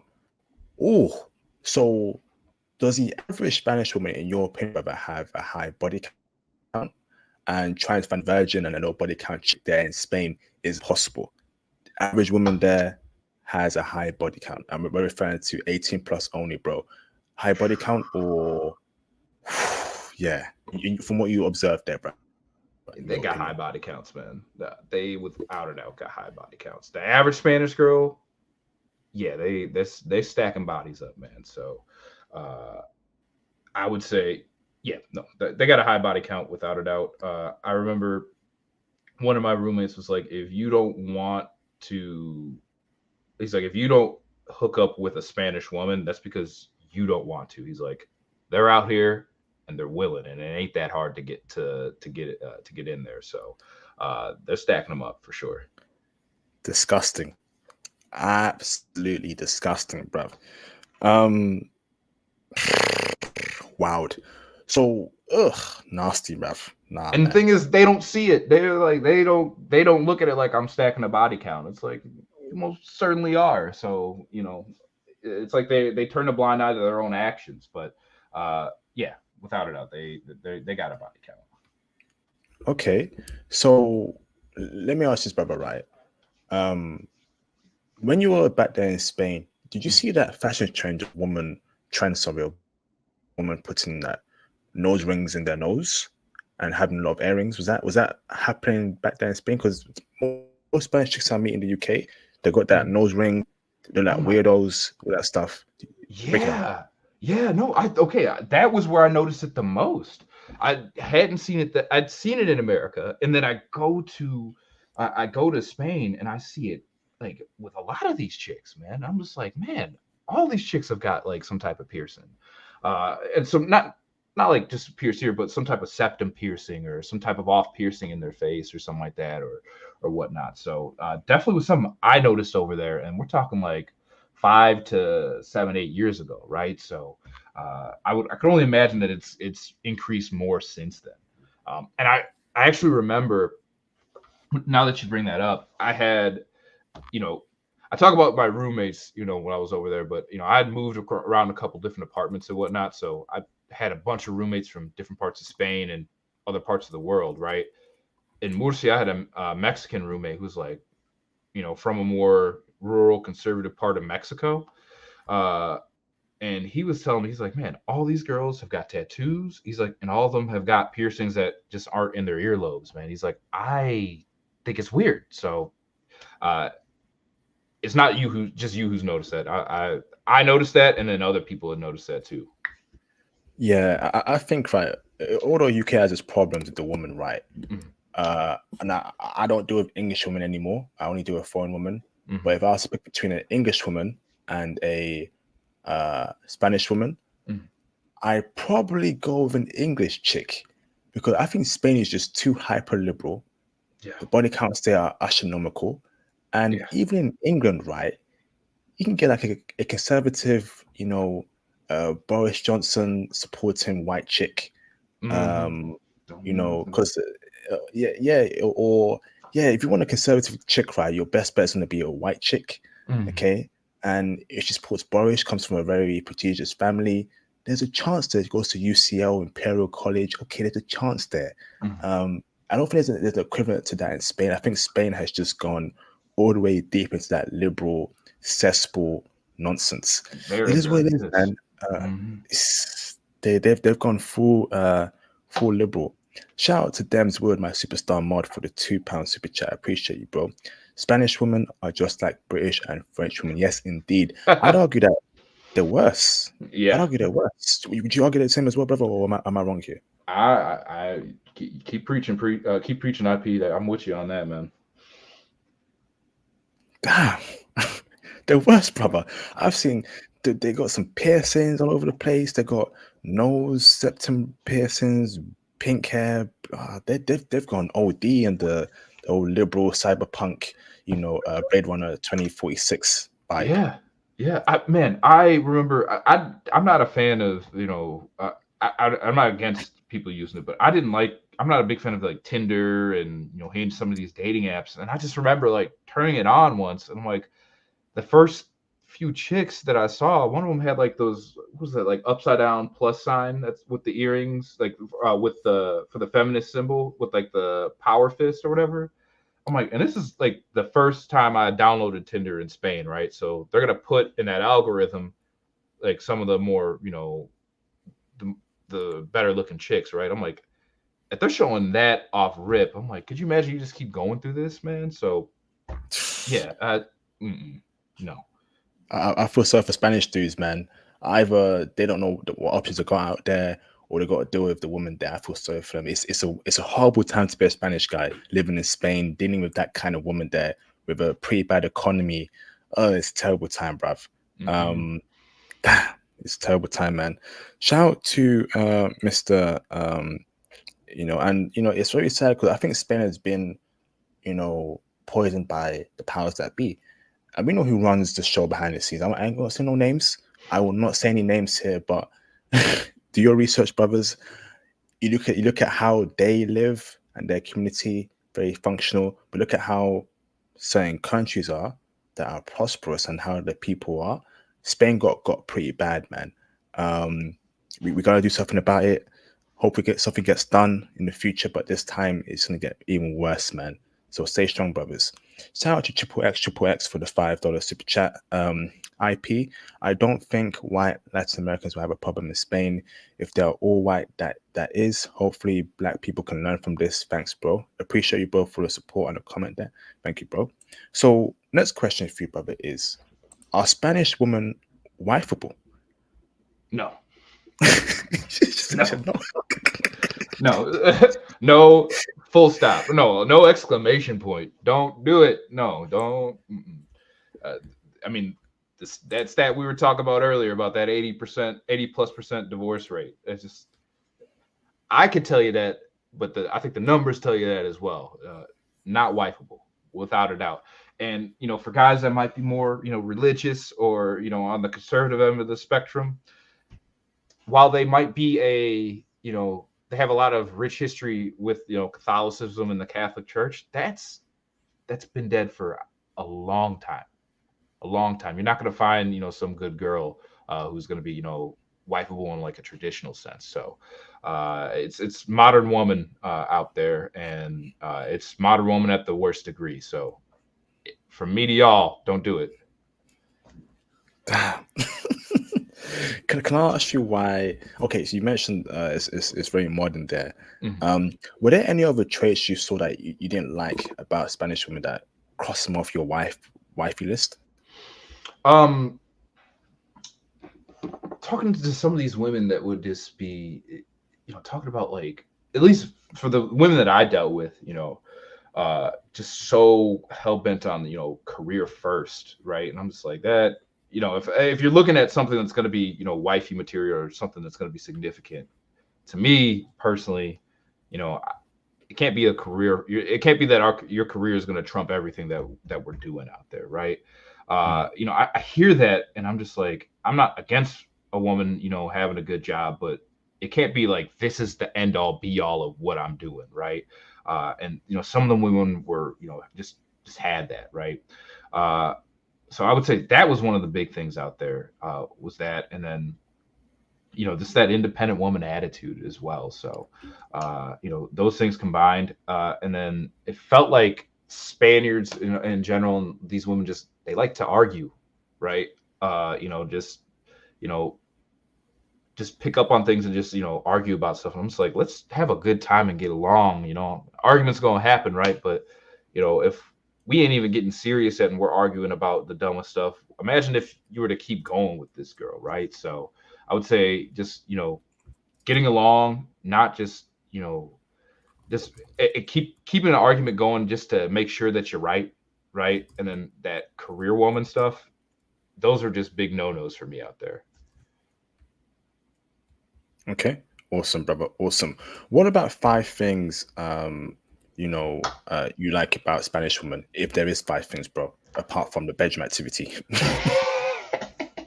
um, I will say that you know I appreciate that they would at least try to keep themselves fit and in shape, right? Um, you know, girls out here sometimes it seems like they would just fall apart or just let it go, and out there even if it's like just a normal day, right? They are, putting themselves together, right? Um, that, and I would say I appreciated that a lot of the girls out there were not dumb or culturally ignorant, I would say, right? I can appreciate that, you have some knowledge of, how certain things in the world work. Now, they didn't have the whole scope of things, obviously, but I appreciate, that they at least put in, forth the effort to, want to know more. But then sometimes that would also just roll into they want to know everything and they think they know everything. So maybe that's a double-edged sword there. Awesome. Okay, brother. So next question for you, brother, right? And it may not be a question, but normally I'll ask brothers, right? Do they change, right? If you were to take a Spanish chick to America, will she Mhm. change to American ways? I actually think, brother, if you took a Spanish chick to America, Americans won't change her. She would make American women worse with her thinking. Mhm. Would you agree? So who's worse in terms of the whole feminist thinking, the whole modern woman thinking? Is it Spanish woman or is it American woman? Hmm. It feels like it's more out front in society in America, I would say. Like it's just more blatant in your face, right? Um, but the Spanish women, they weren't far behind from what I could see out there. So, um, yeah, I mean, you're bringing her to America. It's not gonna be like you're bringing a woman from a more traditional part of Asia, to America, and that's gonna be a completely different like culture shock, right? Uh, Mm. they might get along well, right? And they might work in tandem together, and learn even more from each. I'm joking, right? But you know, uh, yeah, I would say. What was your question again? IP. So would you say like who's worse out Yeah, I, both I women? I would say American women probably are going to be worse. From my perspective. Maybe it's just because I got a bad taste with American women, and it just seems like it's more out on Front Street, but it's there with Spanish women for sure. Okay, interesting, brother. So let's say, brother, right? It's the end of the world, right? A Mm, meteorite has hit Earth, and mm, 99.6752, 1236%, blah blah blah, have gone on Earth, right? And it's mm, only you. It's only mm, three people down Earth, right? It's you, an American woman from California, mm, Los Angeles, and a Spanish chick from Madrid, right? And mm. you got to wife one up to make sure the population increases, brother. Who you wifing, bro? Uh, I, I'm gonna go the I'm gonna go to the Spanish woman. I'm gonna go to the Spanish woman. Regrettably so. I'm not clicking my heels up. I'm not jumping in there and clicking my heels up going yippee on that one. But if you making me choose gun to the head, yeah, we'll go with the Spanish woman. Can I ask why? I would say just I felt like and some people might say it's more superficial, but if they both don't have great attitudes, I would say, but I would say the more caring about your appearance, I think, is gonna be the tiebreaker between the two. Um, but honestly, I wouldn't be looking forward to either war. Interesting. So, next question for you, brother, is so I'm guessing, right? When you date a Spanish woman, she will have a lot of guy friends. Is that true? Yeah. Okay. And you tell her, hey, I want to take you seriously. My conditions are, can you stop speaking with your guy friends? Will she listen to you or will she say no? She's not gonna listen to that. There's no, yeah, she's not gonna listen to that. It's gonna be the what, you don't trust me, or I'm with you, that we're just friends and whatnot. But they are not gonna be trying to get rid of their friends, because while they might be with you, they got Jose or somebody else on the back burner, for a plan B or plan C. So uh, they ain't trying to hear that. When you were dating Spanish women, brother, did you have problems with your girlfriends having guy friends? Yeah, yeah, no, for sure. Definitely, I had a girl who would, have guy friends and whatnot. And so this is back when I was like 22, 23. So I look at life different now than versus back then. And I tried to be, looking at it like, okay, well, maybe this can work, right? Uh, Ultimately, it was just something that was not going to be. In the long run, it wasn't something that was going to work, right? Because she's thinking about other guys while she's trying to act like they're friends, but you know what? It's just nature. Nature's going to work the way nature works, right? So, uh, Mm. yeah. Did you ever put, And I would say you peep the know, Patreon for that too. I know we got into we got into some of the stories about that. So that is true. I'm a bit off there. More of that is on the Patreon. So check that on Patreon, brothers, as to Spanish women and guy friends and how things are really vicious on that end. So next question for you, brother, is girls trips. No, that's on the Patreon. Oh, go on the Patreon, brothers. Okay. mm. So next question for you, brother, is did you come across rich woman, brother, in Spain, and what are you thinking for brothers? Rich women, not really, because I was more on like focusing on like my age demographic. Although there was one woman, now that I think about it, who was a older woman, like I would say probably like mid 40s and whatnot. Uh, Husband had deceased and what had deceased, had some money to her name and whatnot. She was checking for brothers, so I think she was getting on that older end of things where instead of so younger girls might try to make you work for it harder, older women are just looking to get it in more. So she was checking for brothers for sure. Okay, did you indulge in her? Nah, did not. Somebody told Doja Cat them trying to indulge in that. You know that song, bro? No, no, no, no. Okay, it's an English song. So next question, brother, is so religion wise, brother. So when you were dating Spanish women, brother, were they religious or were they atheists on average? um I would say probably a lot of them were nominally Catholic, but ultimately were not practicing uh, Catholics, and probably couldn't tell you two licks about Catholicism or the Bible or anything like that. A lot of them were atheists, so I would say women on average are pretty godless over there for sure. Okay, awesome. Not awesome, no, but that's not a good thing. I just say awesome to carry on, but that's Right, not right. good. If a woman doesn't believe in some sort of higher power, there could be problems there, brothers. There They could might be. believe in like. Oh, I'm sorry, I didn't mean to cut you off. IP, you were saying? You go. Oh, good. My bad. Didn't mean to cut you off, but I was gonna say you might meet some of those like spiritual chicks or girls who are into like astrology or quote unquote the universe or whatnot. But rest assured, they'll love everything except for you. So I would say you might meet some of the spiritual girls, but not girls that are religious in like a traditional sense or anything like that. If that maybe if you want to cut that aside from atheists, but I would say that's more like a modern, spirituality versus, something that's more traditionally based. Okay, awesome, bro. So next question, brother, is social media.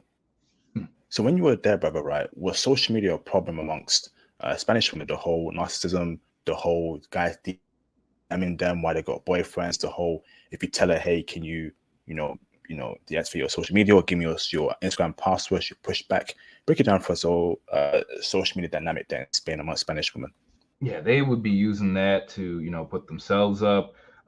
Girls, I knew girls that had boyfriends that you'd never see a picture of their boyfriend on their IG, right? So they're playing some games for sure out there. And they're using it to, as bait, right?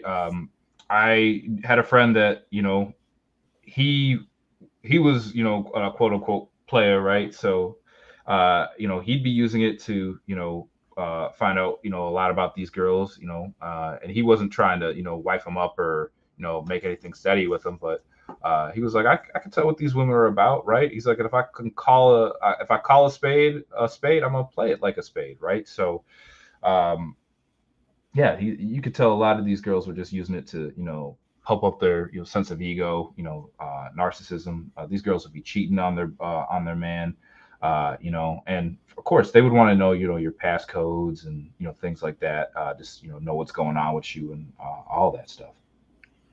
Okay, so Spanish women would ask the man for the passcode, the phone, and Mm-hmm. the social medias. Mm-hmm. can I happen vice versa? Did that happen to you personally, brother? Um, yeah. So girls, it was a two-way street, right? So if I would give them mine, they would have to give me theirs at that point in time, right? So, uh, you know, if they wanted it, you got to make sure that you got yours as well, right? But girls can be playing some games with that as well. I know we keep talking about the Patreon interview, but uh, there's some stories there as well where girls playing with having one phone and then having another phone in the background and whatnot. So um, or another phone hidden. So they were playing the game of, yeah, you have my info, and then they had another complete phone and account that was hidden. And I'm like, dang, okay, so it's like that. Wow. Wow. So wow, okay. So next question for you, brother, right, is in terms of a Spanish woman submissive, right? And for me, brother, right, a woman has reached peak submissiveness if she does this for a man, okay? So everyone close your eyes and picture this scenario, okay? You're on IT, bro. You get your first IT job. You have to build out a EC2 instance, right, on AWS, and you're gonna automate it using Python, okay? It's a very long day at work, but Python has helped you shorten that day from, let's say, 8 hours to 7 hours, okay? In that case. So you come home from work, okay, and then you walk through the door. Your wife takes your coat off your back. You sit down. Your wife also, your Spanish wife or whatever, takes off your shoe, or let's just say your wife in general takes your shoes off your foot. Okay. Then you walk upstairs with her. You hold her hand, and then you're both sitting in the middle of the bathtub, right, or middle of the bathroom, and you tell her, "Baby girl, right, I'm super tired. Can you uh bathe me in the bathtub from head to toe? And after you finish bathing me, can you please moisturize me from head to toe, brother?" Will a Spanish woman do that, bro? Hold on, bro. Dennis Wood, can you block Mango Diet? I give you permission to block Mango Diet, bro. He's trolling, saying the N word. We don't do that stuff here on this channel. So Dennis Wood, block Mango Diet from the channel. I don't play that stuff. Go on, Mr. Caleb. Your example. um, I would say maybe in the beginning when things are, you got that honeymoon phase, she might want to do a little bit of something like that. But I think after a while, some girls get stingy with it, so don't think that's gonna last forever. But I would say in the streets, not submissive, but in the sheets, okay, yeah, for sure. She'd be like, "Oh, you think I'm your slave now? You think I'm your maid? Blah blah blah." No, that's love. That's love, Mm-hmm. baby. That's love, baby. Yeah. Imagine, right, Spanish girl is arguing with you, right? How dare you tell me to bathe and moisturize? You go up to her and be like, "That's love, baby. That's love, baby." She'd be like, "¿Qué She'd be cojones?" like, She'd be like, "What "What?" the?" That's what she What would is it? say. She'd be like, "What you said? Like, what the heck?" She'd be like, "Loco de murder."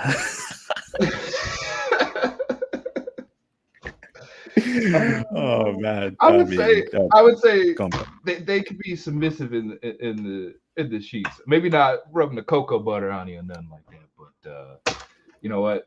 I would say from my experience they can be, but that's gonna change over time. Might get a little bit stale after a while for them. So, but yeah, yeah. Interesting, bro.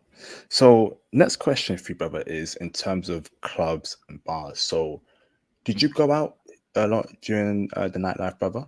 And can you tell us the whole experience as to the kind of women you meet in the clubs and bars scene? Are these one night stand women? Are these wife women? Are these women that are just for the streets completely? Break it down for us, bro.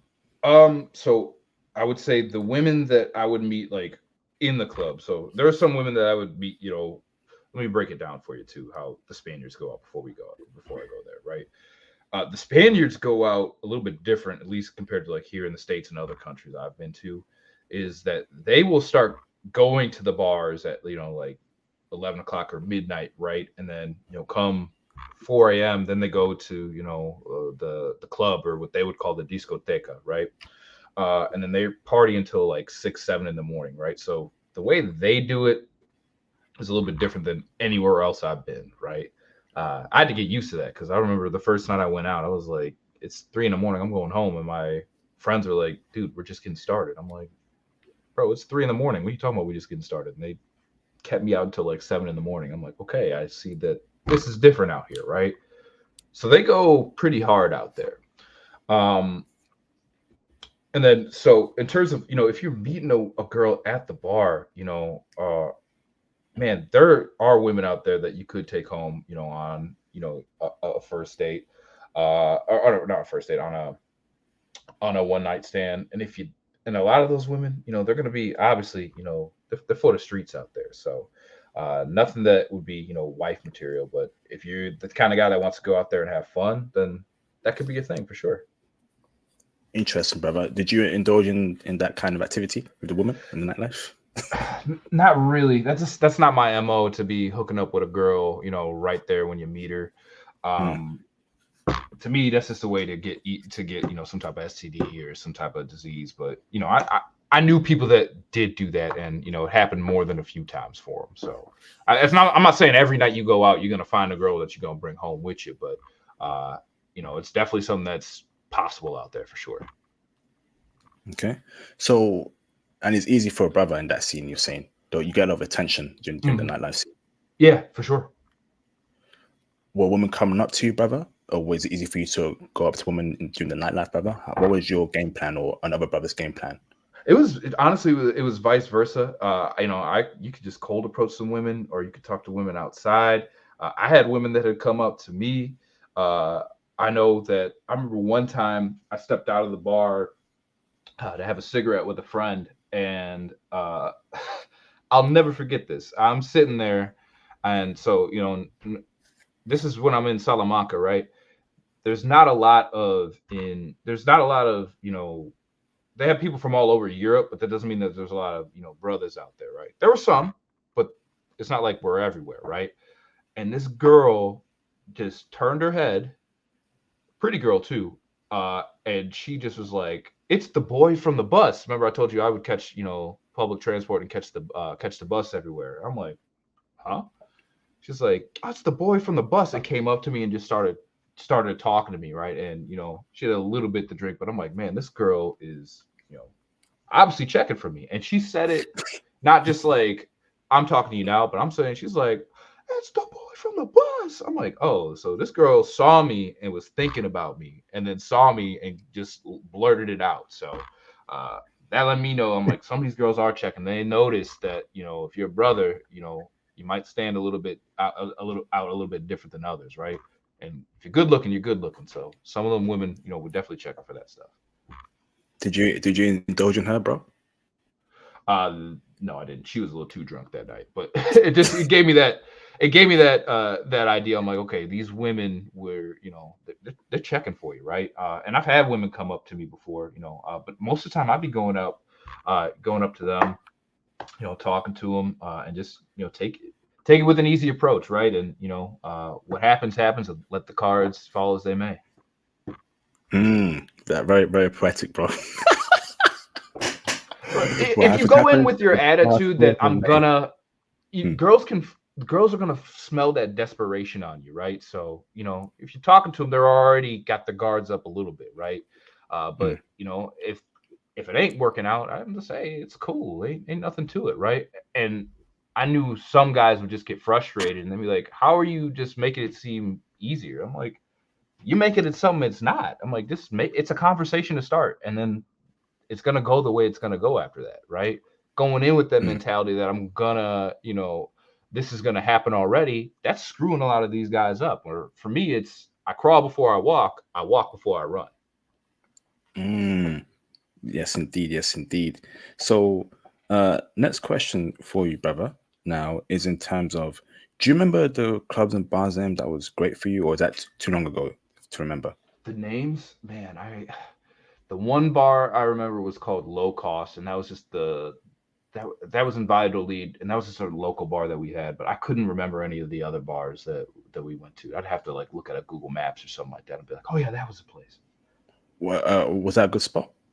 Yeah, it was just a good spot for like the younger, like for like the mid 20s to like from like early 20s to mid 20s to like to meet up at, and people would be outside talking and chilling and whatnot. Go into the bar, come out, and it was just something was always happening around that area for sure. And how do you spell that particular bar? Low cost. It had a English name to it, so LOWCOST. Okay, thank you, bro. Mhm. So, did you indulge in online dating, Tinder, Hinge, Bumble back then, or no? A little bit, but it was just it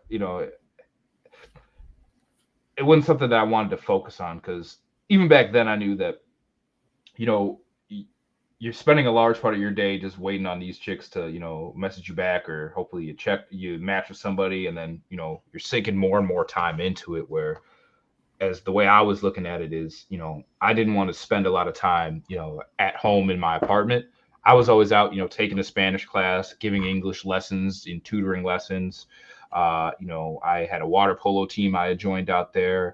I was always doing something. So my thought was, if I'm out about and I'm moving, I'm gonna meet people along the way. And then I had great relationships with the roommates I was with as well. So we go out on the weekends together. So it always it worked out better that way of just living life better instead of just staying on dating apps and whatnot. For the short time period you were on dating apps, was it successful for you in terms of matches and likes that you got? Somewhat, yeah, for sure. Somewhat. No, let me take that back. There was a lot of girls on there. I'm like, yeesh, these are not people I'd want to be, wanting to go with. I got a few dates and people that I met out of it. So I would say there's definitely an option there for you. It just I knew that I didn't want to waste my time just hoping and praying on that. Where I realized that if I'm just living life, it's gonna happen the way it's gonna happen. Yes, indeed. So, next question for you, brother, is are Spanish women materialistic? The Gucci bag, red bottom shoes, Hermes belt, all that nonsense. Did you get that Hmm. vibe from them or what you saw? Yeah, for sure. No, I would say they definitely were a little bit more materialistic on that end of things. Did your girlfriend want you? Did your girlfriend, sorry, want you to buy them? A lot of these things. Yeah, and I didn't have the money to do it because the Damn. the English teaching thing was just like I was making enough money to survive on to survive and do to survive on and go out some, but it wasn't like I could just be I was living the life and living large, right? And also my goal was to travel during the summers. That was another thing that I wanted to do, is just see a bunch of other countries out there. So outside of Spain, I'd seen 18 other countries in my 3 years there. So I was traveling. I'm like, the only way I'm going to do this is if I'm working some more and saving up. So the money that I did save up, I'm like, I'm not going to waste it on uh I'm not going to waste it on this on these girls. I want to make sure that I'm use it for something that is going to make that's going to be long lasting, right? And I don't regret going to Italy or going to Austria or whatnot. So the money I did have, uh, I just make sure that I set that aside, and it wasn't going to be used for anything else but traveling and whatnot. So on that note, brother, right? Mhm, When you're dating a Spanish woman and your boyfriend, girlfriend, mhm. did you go 50-50 all of the time? So on dates 50-50, or did you pay a third, or did she pay for you? Did she expect you to pay for some of her bills, or did she pay for some of your bills? Just how is the financial breakdown when it comes to dating Spanish women, brother? It was pretty 50-50. Or if I paid for a meal, the next time it'd be them, right? I remember one of the girls I dated out there was like, I just feel like if you're paying for everything, she's like, I feel like like I owe you something, right? And I was like, well, that's fine with at that time. I was like, that's fine with me then. So it was a lot of it was pretty much 50-50 and whatnot. And a lot of them understood too. Um, I know you're saying that they wanted you to like buy you some things as well, but sometimes they would go back and forth of understanding. Okay, well, I want you to get me some stuff here, but some of them also understood that I couldn't, once I wasn't getting them all that stuff, that I couldn't pay for everything as well. So, they knew it was going to be 50-50. Oh wow, interesting, brother. So did you get presents from your girlfriends? Did they buy you some things out of the blue or for your birthday or no? It never got if they did buy me something, it was something tiny, and I never got into a serious enough relationship with a girl where I'm buying something like big, and like this is a big memorable present that they're gonna have. Okay, thank you, bro. So when you're out there, brother, Mm. in Spain, how should men dress out there to get women? Do we come through with Timberland boots, uh, 3/4 shorts, white socks? Do we come through wearing 4XL white tees, New York Jet snapback, red bandana, gold teeth, gold chain, Echo coat, Echo jeans, Hermes belt, and sagging our pants? Is that okay or no? Don't do that. Don't do that. It's look because Americans, at least some of the people I talk to there, not just the Spaniards, but other Europeans are like, Americans do not dress well, right? And that was a stereotype they had, and they were like, I believe that, right? So make sure you dress well, right? So you wear a nice, a collared shirt, or if it's a V-neck, it's a V-neck shirt that fits well, right? You're not sagging, right? Your pants fit well. You wear the right shoes when you're going out. Uh, you know, uh, make sure that you're well put together, because it's going to make a big difference. Yes, indeed. Yes, indeed. Thank you, bro. Shout out to Triple X for the $5 super chat. Appreciate you, brother. IP, your co-host is hitting us with some truth perspective. Yes, indeed. A Spaniard woman. Respect. I prefer fit American women by looks, but attitude, I take Europeans. Interesting. Okay, bro.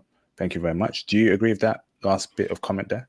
Let me see. I prefer fit American women by looks, but attitude, I take Europeans. See, I would say, well, fit American women's, right? Because I'm just taking American women as in general, right? But I can understand what he's talking about uh, with that. I would just say I would take the European over their American women, but I respect where he's coming from for that. But the attitude, yeah, I could get that. I can get that for sure. But it's not like they're world aparts with their attitudes. I would say that they're more similar than they are different.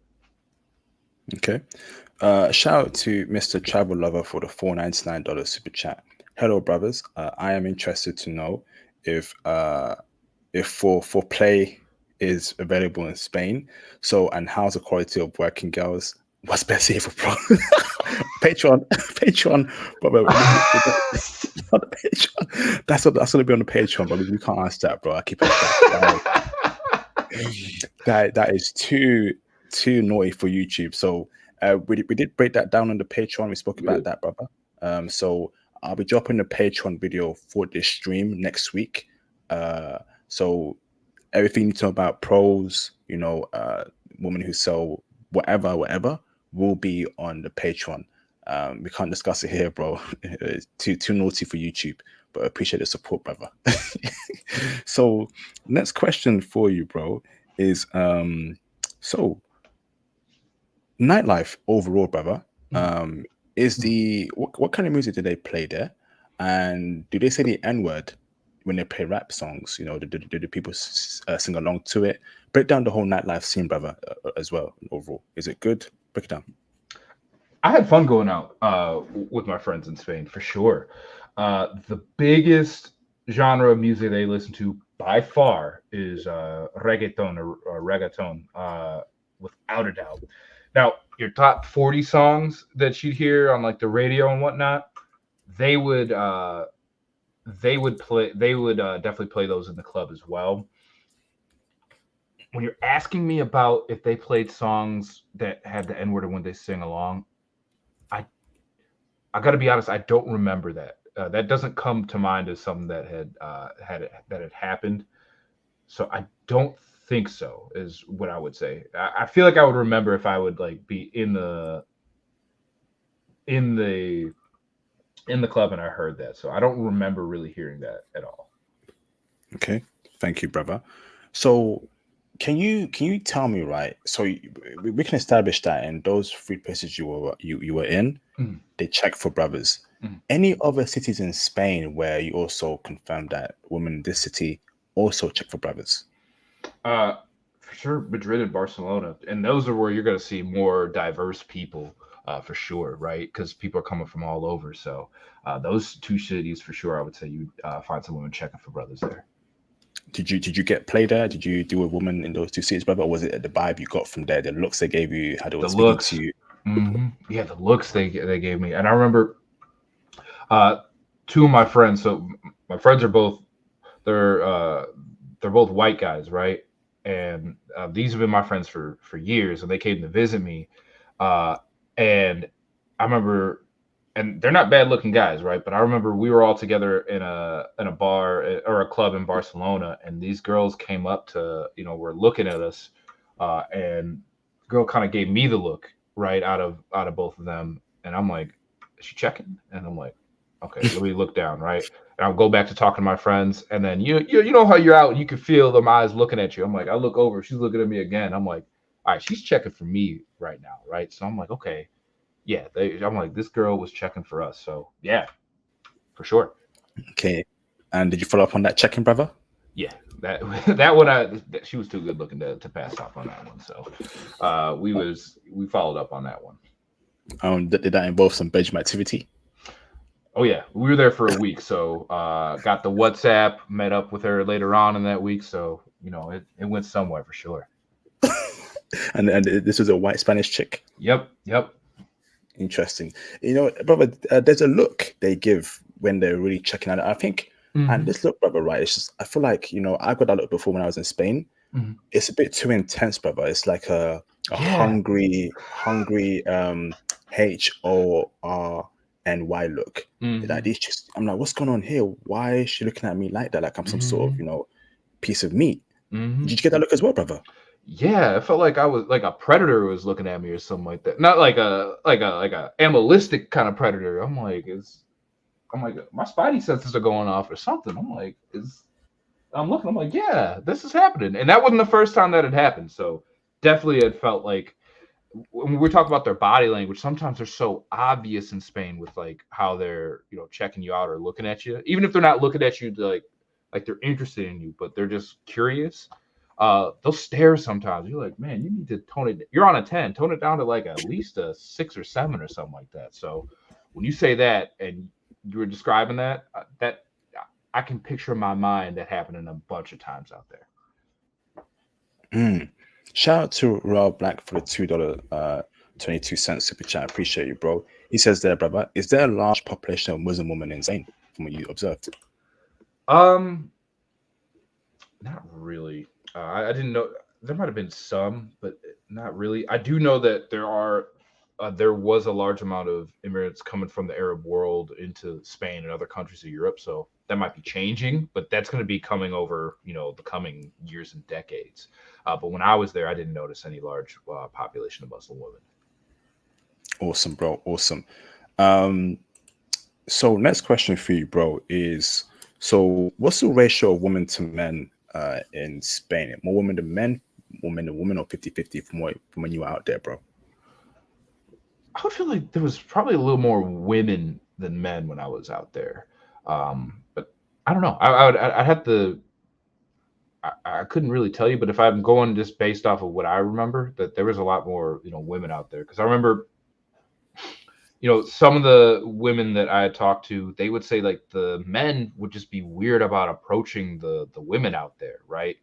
Um, and so maybe you didn't see a lot of guys out there or whatnot, but the women were out there, checking, and not a lot of guys were out there, answering the call. So Interesting, brother. So let's put down the cold approach dynamic here. So were you cold approaching women in the daytime, brother, or in the nighttime? If so, brother, mhm. was cold approach successful for you?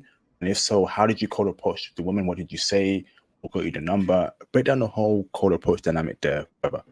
Yeah. So you know, I would cold approach, day or at night, and I just keep it simple, right? Like I know we talked about playing the dumb foreigner and whatnot. And I would just say, not from here. I'm like, what is going on or something like that. And then you get to talking, right? And then, then the conversation starts, right? And then after that, it's not hard to get, a girl's number or, girl's IG or whatever it was out there. So, uh, it it would work. I had a good amount of success with it, right? Now, every girl that you're going to cold approach isn't going to work. No, right? But if you go in with the attitude, of just, taking it step by step, it actually seemed like it was way easier to talk to them than, some women that I talked to from other parts. I think, Interesting, bro. and I think Go on. part of it too was that since I was, it was all in Spanish for me as well, right? So I think that though there was a respect thing there as well. I'm saying I wanted to learn and just so I think all of that stuff really it worked out for me. Interesting, bro. So you're penny dumb foreigner, right? Hmm. For directions. Hmm. How do you then ease towards getting a number and then asking her out on a date? Hmm. Do you do it on the spot, or do you get a number first and then and do you message her? So would you say, "Oh, okay, thanks for telling me that Madrid is that way." Okay, and then do you just get okay? Do you say to her, "Do you mind showing me around? If you have some free time, and get a number." I just don't know how you lock down the number, but I'm gonna ask for a date. Sure, I would ask for the number first, and then we talk a little bit longer, after that. And when I say a little bit longer, I'm not talking to her for like 4 or 5 days afterwards or whatever, but just a little bit longer after that. And then I would always just keep it to meet for like a coffee, or I'm like, could you show me some part of this? Could you show me a part of the city, or can you tell me about this, or uh, I just wanted to, a lot of these girls would say, well, I want to learn English too, right? I'm like, well, I'm an English teacher. I could teach you some English, right? I'm like, well, let's meet for, a coffee date and we could practice a little bit, stuff like that. And, just broke it down like that and, worked with success. So what did you say, brother, to get the number? 'Cause obviously you're a stranger. Hmm. What did you say specifically to get the number? You say, can I get your number? Hmm. So basically you're lost, right? Right. Hey, where do I find this place? Hmm. Oh, it's over there to your left. Thank you. Hmm. And what do you then say to get the number, bro? Got you. So, I would actually just I would like compliment them on something too. I'd be like, you got nice shoes, or you have yada da da, or whatever it is, right? And we go from there. And they're like, oh, thank you, or whatever it is, right? And you just start the conversation there, and then I wouldn't let it go super long. I'd be like, well, listen, you know, you know, I'm new to here, and I don't know a lot of people here. Would you, be interested? I'm like, could I just talk to you a little bit longer on, if you got WhatsApp or IG, and they give it to you a lot of times. Not every time, but sometimes they would. Fantastic, brother.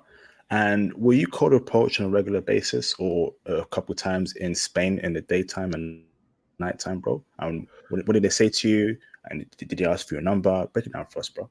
I would just do it when I didn't do it like where I was like, I'm gonna, it was just I wouldn't. It came with like Did an they? infrequency. Sorry, bro. Sorry. Did they cold approach? Did they cold approach you, the woman? Oh, did they cold approach me? Yes. Um, I'm trying to think. I had one time where a girl had cold approached me, but other than that, it wasn't like girls that were coming up to me for the most part. It was me going up to them. Can I ask when was that time? Was that in a club? Was that when you were walking down the street? And what did she say? And was she interested in dating you? Yeah.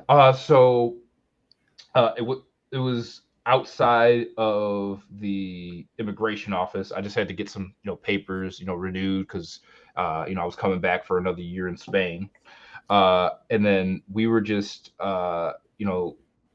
sitting outside, and I noticed she was looking, and then I noticed her, and then I had someone call me on the phone, uh, and then I was speaking English to this person, right? And then we hung up, uh, and then we were just I was just, silent just a little bit longer, and she was just like, I noticed that you were from, you were speaking English. She's like, where are you from? I was like, oh, I'm from, I'm from the U.S. and whatnot. And bam, it just, started going from that way or whatnot. And then she was just telling me how much she liked like the U.S. and places that she wanted to visit and, things of that nature. And then conversation just took off. And then, before the, conversation ended, I'm like, well, you know, and I honestly, I was like, it was a pleasure talking to you again. I'm like, if you know we ever are around, I'm like, I'd love to, talk to you a little bit longer, right? Bam, got her number for WhatsApp. So she started it, but I was the one who brought it home and got the number. Okay, interesting, brother. And when you get a number, brother, do you as a man initiate things, or the Spanish woman initiate up the talking, brother? Most times I would be the one to initiate it. Every once in a while, I might get a girl that would want to, send you something, but I'd be the one to, initiate it. Awesome, bro. Awesome. So next question for you, brother, is are there any dangers to be aware of uh, in Spain? In terms of what do you mean by dangers to be aware of? Like, In terms of safety, in terms of people, in terms of like maybe pickpocketing, things like that, brother? oh, Anything got you. danger? I mean, yeah, you want to be careful with like pickpockets and stuff like that. There are some stuff that you want to be, careful of. I always would say, be a little wary of areas where there might be a lot of gypsies out there. Not that I have anything against, the gypsy people, but there were some, not so great areas out there where they be getting into some weird stuff out there. When I was a teacher, you got to see that they were their own, society and group of people, right? That didn't want to integrate with anybody else. They could, you could see some, potential for, them being a little bit more criminally inclined. And that's not all gypsies, but I'm saying, that happens within that culture as well. So I would say that'd be the biggest thing to worry about, but it wasn't a big worry overall. So I didn't walk around Spain worrying about, crime happening to me, at least at the time that I was there. Now, fast forward 8 years, it might be a little bit different now, especially with, the political climate that's going on. It might be different, but at the time I was there, it wasn't something that I had to, really worry about. I wasn't looking over my shoulder worrying about things that were going on too much. Awesome, bro. So should brothers travel alone or in a group toward in Spain? What's your thoughts, brother, on that particular question? Man, the thing is, I feel like you could really have a lot of success traveling alone.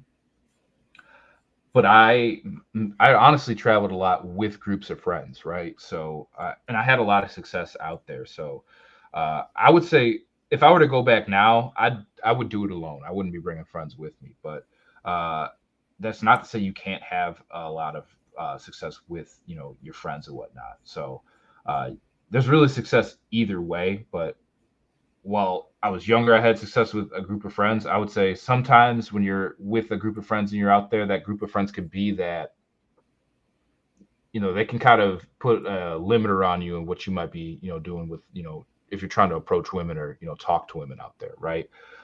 If that's something that ultimately are thinking about that you want to go, right? I think it's you're trying to meet women and go out, it's a better option to go solo a lot. And I think a lot of people might not think that. But I would say if you are just going to, have a good time, it's, and just, live life and just see where it takes you. Man, some of my best memories were travel with my friends. So I definitely had a great time, going to.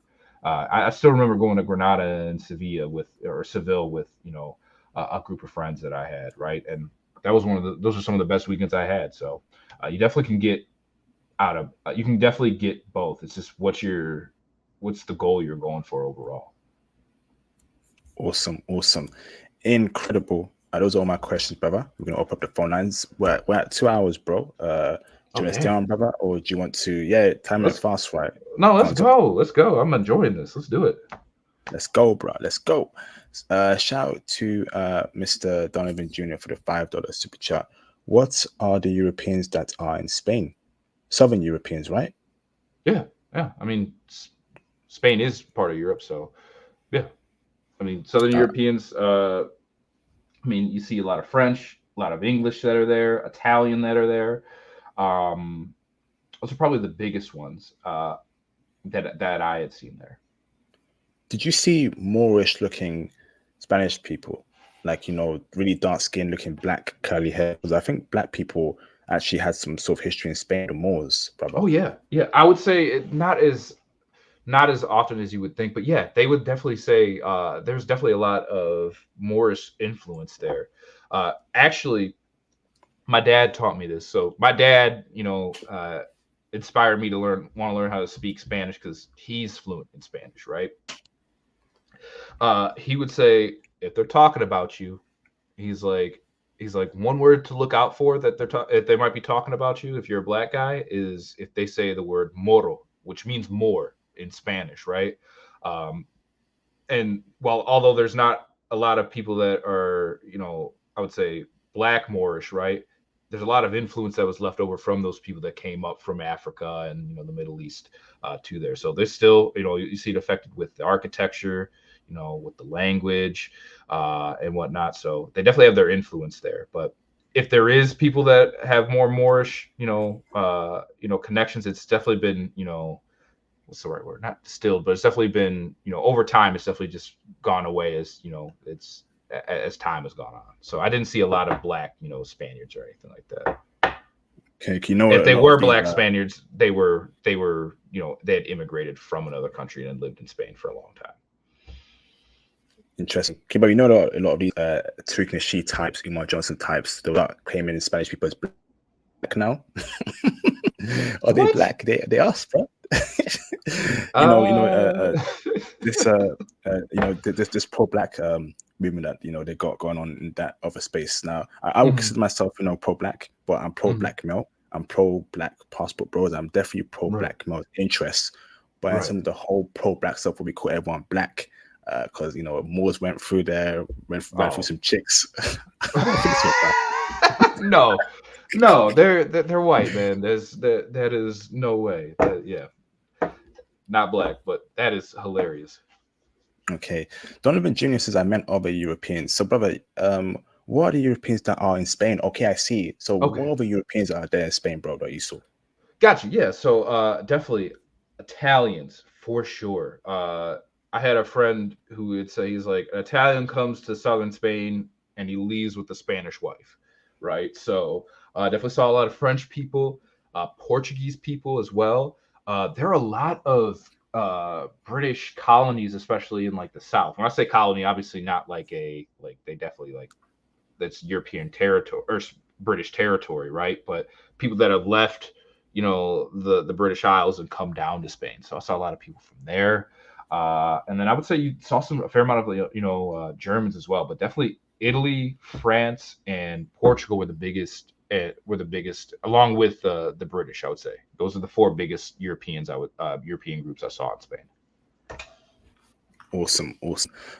Shout out to Mr. Demswood for the £2 super chat. I appreciate you, bro. Spanish chicks are on that beep.com nonsense. Yes, they are, man. Yes, they are, man. They're watching too much of that stuff, man. Which is unfortunate. Which is unfortunate. Appreciate you, Denzel, for the funny comment. Appreciate you, bro. So let's open up the phone lines and then get the brothers calling. If you have any questions for our guests in regards to Spanish women living in Spain, etc., now is the time to call in. If you can't call in, please hit your questions in a super chat. That would be greatly appreciated. Arigato, arigato gozaimasu. Okay. Awesome live stream, brother. So, what's your plan for Spain, brother? Is it a destination where you just want to run through a bunch of chicks, or is that never again you're gonna go to Spain? What's your plan for it, bro? I don't see myself going back to Spain because I wasn't given a passport there because I was born there. It's not like America where you're born in America, you get an American passport. If I had a job that paid well out there, I might go back and work to get my passport just to travel through the EU. But long term living in Spain, I don't see myself doing that again. To be honest with you, it would take something special. So I enjoyed my time there, and I'm glad I did it. But it's not a place I'm, eager to move back to. I see, brother. Can I ask why? Is it because the women that are just not your type anymore, just too promiscuous, too feminist, or Yeah, I would say that. Those people just love talking about politics out there, and from what I learned about the politics in there, I'm like, that's nothing that I want to have to deal with. The economy is not really good. Salaries don't pay as well as they do here in the States and other parts of the world. You just mix that all together. It's not a place I would want to live long term. But it's not that I hate Spain at all. I don't want people to walk away with that, but you have to look at it for what it is, and that's why I'm back in America for now and not still living in Spain. Awesome, fantastic. Let me Base Polo, you're confirmed. Turn your camera off, brother. Awesome. Let me bring in Mr. Base Polo in the building. What's going on, Base Polo? Hey, how are you doing? All good, brother. You good? Yeah, I'm okay. Awesome. Fire away with any questions you have, bro. Yeah, so the main question I have is I know that Spain has a lot of immigrants, and one of the big immigrant groups is North Africans like Moroccans, Tunisians, and Algerians. Mhm. And from what I've encountered, like Algerians, they're more like conservative, more laid back, and stuff like that. Now, did the Moroccans, did the Tunisians, did the Algerians buy into the F pill too? Like, or were they still holding it down, keeping their like keeping their line, running their program, or what do you think? Oh, okay. I also listened to your. Were you on the live stream with IP the other day? It depends on. Yesterday, Okay. as a Listen, John stream. loved your stream, bro. That was awesome. But back to your question. Yeah. They were holding it down. The ones that I met, their values were their values, and Oh, okay. I did from what I noticed, right? Right. Maybe some of them, if they were, second or third, like the second generation, or their Right. kids were born there, they maybe were a little bit more liberal, right, because of the environment they were in. But the people I met that had come from their country, so you're talking, Morocco, Tunisia, Algeria, they kept it the same. They weren't changing. They weren't really changing too much. But I would say that maybe some of the kids that I noticed that, when I was Right. teaching, maybe Right. they were a little bit more affected by the world that they were in. Oh, okay. And then one more question. Did amongst the black people, regardless of what part of the black spectrum they were from, be it from Africa, South America, Central America, did you see like upward mobility with them, or were they mostly like basically doing I want to say what do you call those jobs, like Menial work. yeah, manual working jobs, like were they getting into different fields and stuff? I would say, I wasn't working in those like industries where I would notice that a whole lot. But from what I noticed, it seemed more menial, and like they weren't in a lot of those other positions. But I wouldn't be able to say, I didn't work in like the corporate world out there. Oh, So okay. I couldn't tell you for sure if it was like that. But if I'm giving you a surface level look, I would say that it seemed more menial than anything. But Yeah.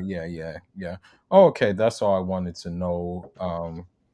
Did you, and one more question, did you see any Eurasians out there, like Eastern Europeans, or did you mostly see Western Europeans mostly? it was mostly Western Europeans. I mean, I definitely met a few people that were from like Eurasia Hmm. and whatnot. So that definitely is not uncommon out there. Right, I mean, right. you could meet people from there, but Yeah. if I'm keeping it a buck, definitely more Western Europeans. Oh, okay. Okay, cool. All right. I appreciate the answers. Thank you. No problem. Yep. Awesome. Thanks for that, Base Polo. Great question, Dad. Great question. Awesome. All right, brothers. Call in to answer questions to Mr. Caleb. We got over 100 people here in this live stream chat. Call in, don't be shy. We don't bite. Okay. Awesome live stream, brother. So, what about Asian women? Japanese, Korean, were they out there in Spain?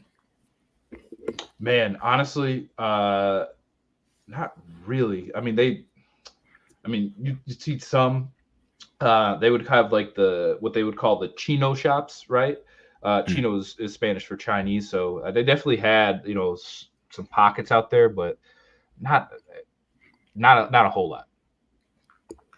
Okay, interesting, bro. Interesting. Okay, but you saw African black women there. Yeah, I would say most of the immigrants I would see would probably would be if they were going to be more male than female, if I'm remembering correctly. Okay. But I mean, that's not to say you didn't see females, but I would say you probably saw the immigrants that were coming in more males than females. Okay. Awesome, bro. Awesome. Um. All right. So, in my opinion, woman from Palestine, uh, Scandinavia, Mister, what's your name, Mister? The flip. Get out my screen, bruv. What is this, bruv? Okay, so he says here, I live in Scandinavia. Uh, yeah, Mister Revive Soul. Send me a DM on IG, bro. We need that Scandinavian stream. If you're out there in Scandinavia, we need that stream, brother, ASAP. Please, please, please. Okay. Please reach out to me on IG. So we are 108 people strong, and y'all not calling in. So I'm gonna give you 5, 10 more minutes. If no one calls in that time frame, I'm gonna end the live stream. Okay. You know me, I'm all about quality and not quantity. So do I have any questions? What about age gap, brother? Can a guy who's 40, 35 date a 22-year-old, 23, 21-year-old chick in Spain? I didn't really notice that out there. I'm sure you could though. I would say that's definitely possible, but I didn't notice that a whole lot of older men with younger women out there. Okay. Interesting. Interesting, bro. So, okay. Interesting. Okay. Did you deal with women that were non-Spanish and non-Latin American? Yeah, no, for sure. Definitely when I was in Salamanca, because it was so international and everyone was coming from all over the place. I mean, I had people from all over the place. You know, uh, France, Belgium, the Netherlands, Germany. I think there was somebody from Bosnia that was out there. So definitely would meet people that were just from all over the place, and girls that were from all over the place for sure. Okay, and tell me the ones that you had the most experience, the best experience dating in terms of nationalities in Outside, Spain. outside of that, so I'm going outside of that. Yeah, I mean, I would say the Latinas for sure. Uh, Believe it or not, this might seem like a curveball, but Dutch women too. I felt like they were checking for brothers. Not that I came across a ton, but the ones I did, I felt like they were definitely checking for the brothers out there. So uh, definitely that was one that kind of surprised me. I'm like, I feel like the Dutch girls are into us. So yeah, for sure. Can I ask, brother, as to the Mhm. kind of vibe they were giving you? Is it the looks, the touching, the interest Mhm. in you, or did you go on dates with these Dutch chicks? Break it down for us, bro. The Dutch chicks, it was just the vibe I was getting and the way they were looking at me, the way they were touching, right? Um, definitely gave me like some type of vibe. I'm like, okay, I think she's into me, right? Uh, and I remember my friend, this nothing ended up happening from this, right? But I remember my friend, this is a Dutch chick, he was like, that he was kind of, having a fling with. And we all were just talking like the three of us, and I wasn't trying to be like some type of third wheel or Mr. Steal Your Girl, nothing like that, right? Uh, but there was like a break in like the conversation, and she had like turned her back, and like we went outside and like we're like smoking a cigarette or something like that, and he was saying that he was like, I swear, I think this girl likes you, man. I'm like, God, I'm like, dude, I'm not trying to do anything with her. I'm like, I know that's, she's your girl for, or you guys got a thing going on, right?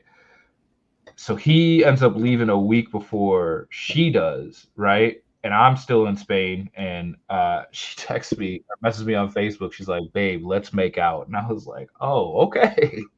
I'm like, this girl is definitely giving me was definitely giving me the vibe check. So definitely just like the looks they were given. Some of the other girls just a little bit touchy, but I would say just overall I would notice this like their nonverbal uh like facial body language is just kind of like giving me a check vibe. Did you indulge in that Facebook message, brother? You met up with her and smashed? No, I didn't do that with that girl. I saw Flipping her heck, later that I know I saw her later that night. Just when we were out and she was stumbling drunk. I'm like, ain't no way. flipping heck, bruv. Wow. it's a Western thing. Huh? These Western chicks are just promiscuous as hell. Man, this is what I'm talking about, bruv. Ain't no saving the West anymore. No. The powers that be have ruined the mind state, and may the powers that be fail in Africa, may they fail in Latin America, may they fail in Asia, because they're trying to push that stuff over there as well, brothers. The powers that be, and you know who they are, brothers. You know who they are. They want to perverse the whole world. They want to poison the mindsets of people. Have some sort of, have no morals. Do what you want to do. That's how it should be. Have morals. Be a real stand-up person. Don't indulge in nonsense. And they want to get everyone to do that stuff. And they want you to accept high body count women. F no, bruv. You go to the side. Nah. You want to say something, bro? No, I'm with you on that, man. Just you can't save somebody who wants to stay lost, man. It's just there's nothing you can do about that. So I'm with you on that. You can't rationalize with the irrational. I can't.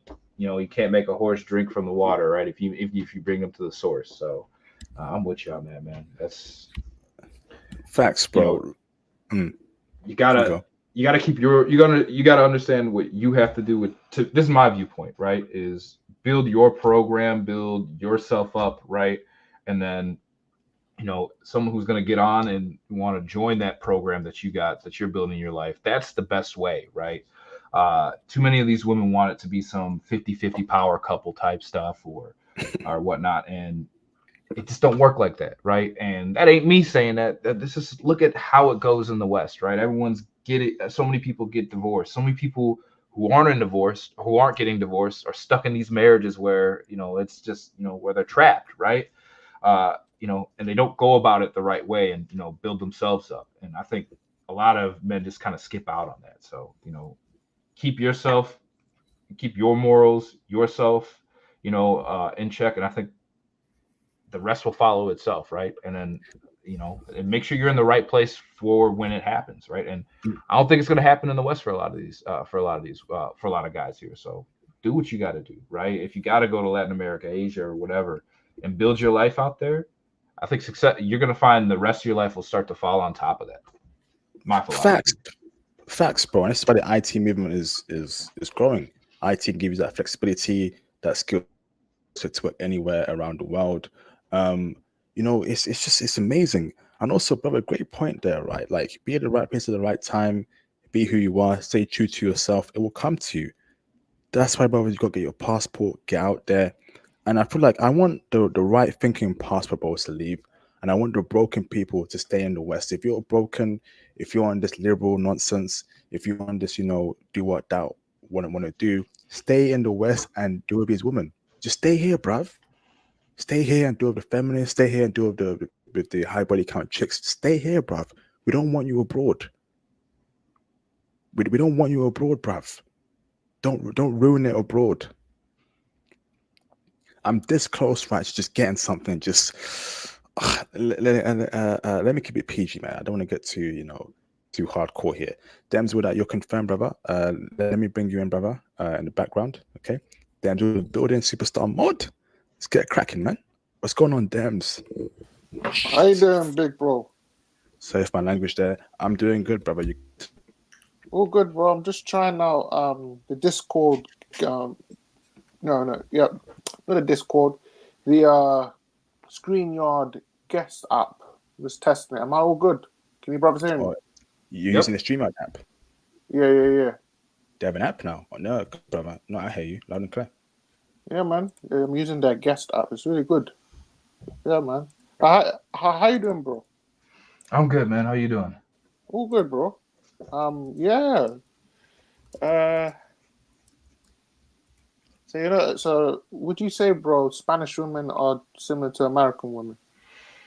Similar enough. I mean, you're gonna have some differences, but they're Western women, so there's gonna be some similarities between the two. And would you say the feminism is worse in Spain than in America? I feel like America's more in your face feminism, but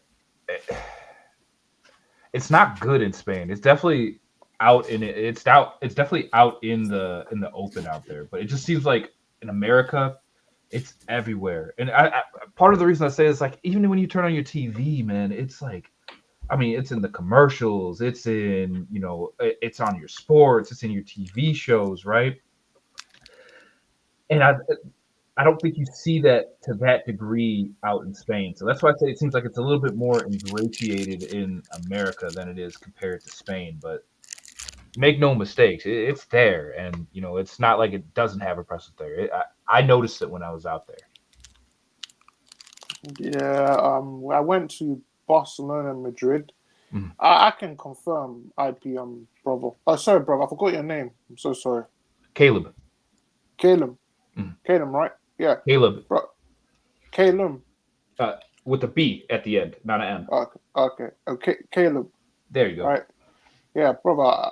Brother Caleb and IP. I can confirm when I was in Madrid and Barcelona, these Spanish chicks, man, they had the intense look, like as if they're staring into your soul, like I want you, that I want you. Look, I'm going to fulfill my. I'm going to keep it PG. Fulfill my dark sexual desires.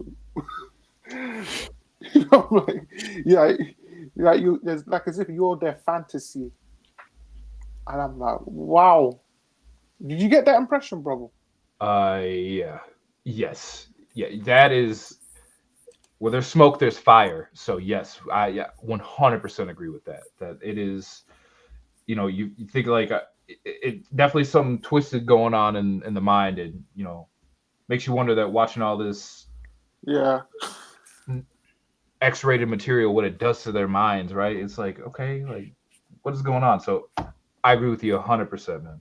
100. Did you see any sisters in Spain? Black women? Yeah, I mean there were some, definitely some. But if we're comparing, you know, uh, with the black people that are there, definitely it seemed like there was more black men than there was black women, by far. Hmm. The Spanish women. I've seen them in the UK, but I'm just wondering. Their skin, their tone. Is it like? Tell me something, brother. Is it like golden, or is it still like pale white? I think it really depends on where you are geographically on the continent. I think more southern Spain, you see like that, like golden or like olive skin color to them. And then I would say more northern, they're going to get a little bit more paler for sure. But I would say it just depends on where you are. Hmm. Okay. Nice. What about? All right, you said southern, so Mhm. I'm guessing there's some Italian chicks in Spain as well. Mm-hmm. Were they checking for you? Italian chicks? Yes. Oh yeah, for sure. I had Italian friends. I had Italian roommates. So uh, I don't know if you heard earlier in the live stream, but I was saying, I lived in apartments where, people would rent rooms, and Mm. I had a couple apartments where there were Italian guys there, who would make friends with, Italians, right? Because you go somewhere, a lot of people also tend to, group or have friends with the same group of people, right? And so I got to meet some of those Italian women, and some of the women definitely were checking for the brothers for sure. Oh man. I One more question. Now you're in Spain, but you dealt with Italian chicks. So who would you say is the lesser of two evils? Ooh, Italian chicks or Spanish chicks? ooh. And also, bro, since we're talking about Europe, so still Western Europe, did you meet any German chicks?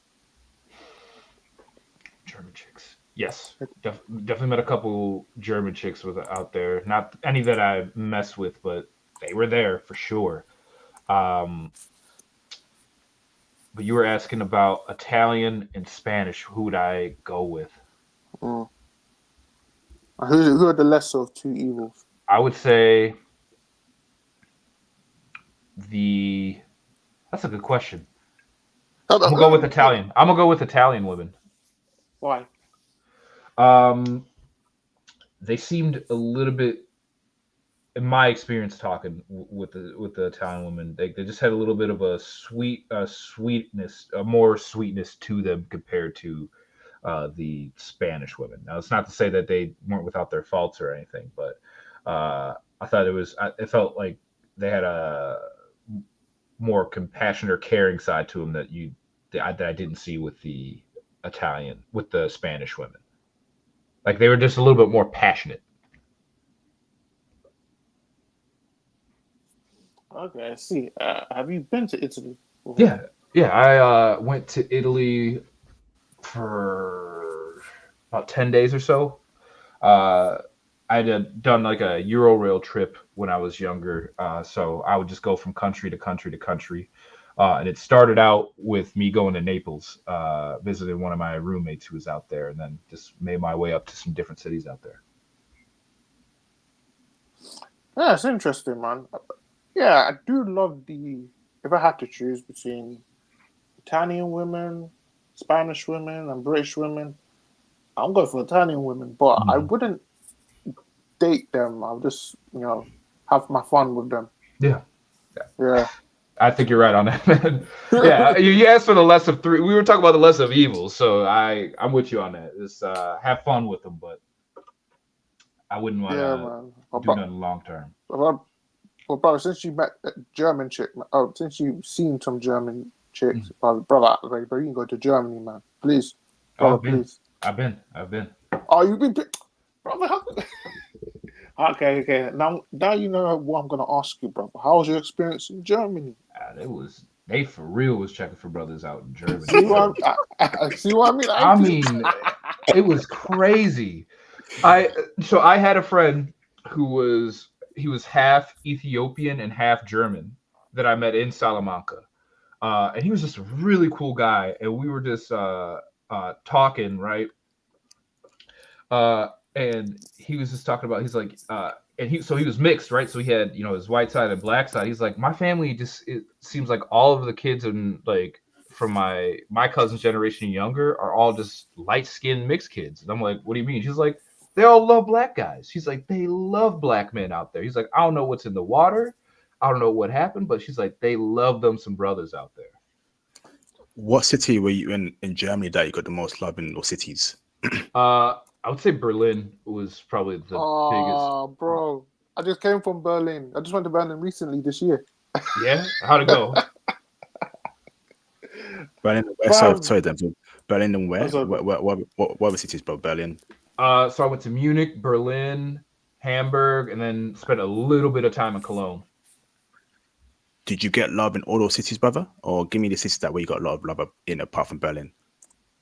Munich and Hamburg. So I got sick in Hamburg, and then Cologne I was just kind of recovering. So it really didn't do too much there. But Munich definitely got some love out there. But Berlin was just something else out there. That was a cool city. Very cool city to go to. Is there enough content, brother, to do a stream on Munich and Berlin, brother? If you want to, Caleb, or in your time, if it's possible, bro. Munich, we need that intel. I've been trying to get brothers to give me intel on Munich. I wouldn't be able to give you enough intel. I only spent like 2 or 3 days there, but like it was just when I was there and I was going out with my younger brother, we were just noticing like, man, we are having quite the time out here. God, okay. I wish I could. I'd give it to you if I could, IP. Wait. Interesting. Wait, sorry, IP. Brother Caleb. Yeah. You in Berlin? Which part of Berlin? West Berlin, East Berlin? I believe it was East Berlin, if I'm not mistaken. Ooh. IP, you know what I'm gonna ask you. I'm gonna keep it PG. Mm-hmm. Yeah. Brother Callum, what club did you go to? I don't remember the clubs, man. I wish I could remember. All I remember, there was a pool. I remember this guy brought us there, and there was a pool, like a shallow pool in the bottom of the club. And I was like, where the heck are we? But man, it was something else.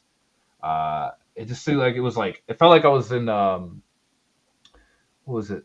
Like, do you remember like the music that was playing? It felt like it was in like one of those Matrix movies where, remember in the first Matrix where Trinity is approaching Neo in the club? Oh no! It was like that, bro. I was like, where the hell are we? I'm like, did we just step off world? I was like, this is bonkers. Oh no, brother! Was it all dark? It's pretty dark. Oh no! You went there? You did.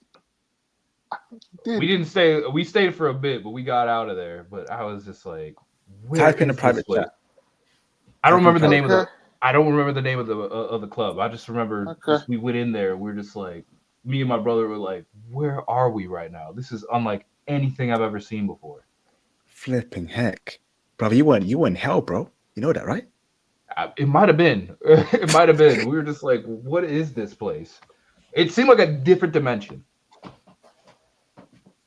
And brother, I'm guessing the woman there was just throwing it at you. You know, took off their tops, throwing themselves at you. Yeah, I was like, Oh, is everybody on Molly? Is like, because I know how like your people who are on that drug feel real touchy and all that. I was just like, what is going on? Okay, Caleb, what did you do? I mean, obviously keeping it PG and coded, brother. Did you indulge some woman there in the club? Okay. No. We didn't do any of that. Me and my brother were just the vibe check was not there. We were just like, we were too sober for that too. We're just like, what is going on here? But man, brother, Yeah. I sent it on the private chat. Ooh. Did you go to that club? I think so. I think that is. Oh no, bro, you went. Oh, Stu, you went there, bro. Flipping. I didn't know anything. You guys got to tell me more about this because we were just brought there and we didn't know anything about it. We were just stuck in there, just looking like imagine if you saw the first Alien or something like that. We were just looking like I've been to a club before, but I've never seen something like this. Bro, you know it's on the Patreon, bro. So if you watch the video on the Patreon, bro, you're part of that tier. If you can, Dems with those experiences, he's experienced it, and another brother as well. When you listen to it, if that was your similar experience, that means you went there, bro, and you didn't indulge in the activities there, which is interesting. No, it was okay. It was too much for me and my brother. Like we get along very great, but we don't have a relationship where we're like doing crazy stuff like they were doing in that place. We're just looking like this is almost uncomfortable to see all this stuff. So we didn't stay super long, but I remember we also waited a long time trying to like get into this place, and this guy who was with us like, this is the place. And we're like, what?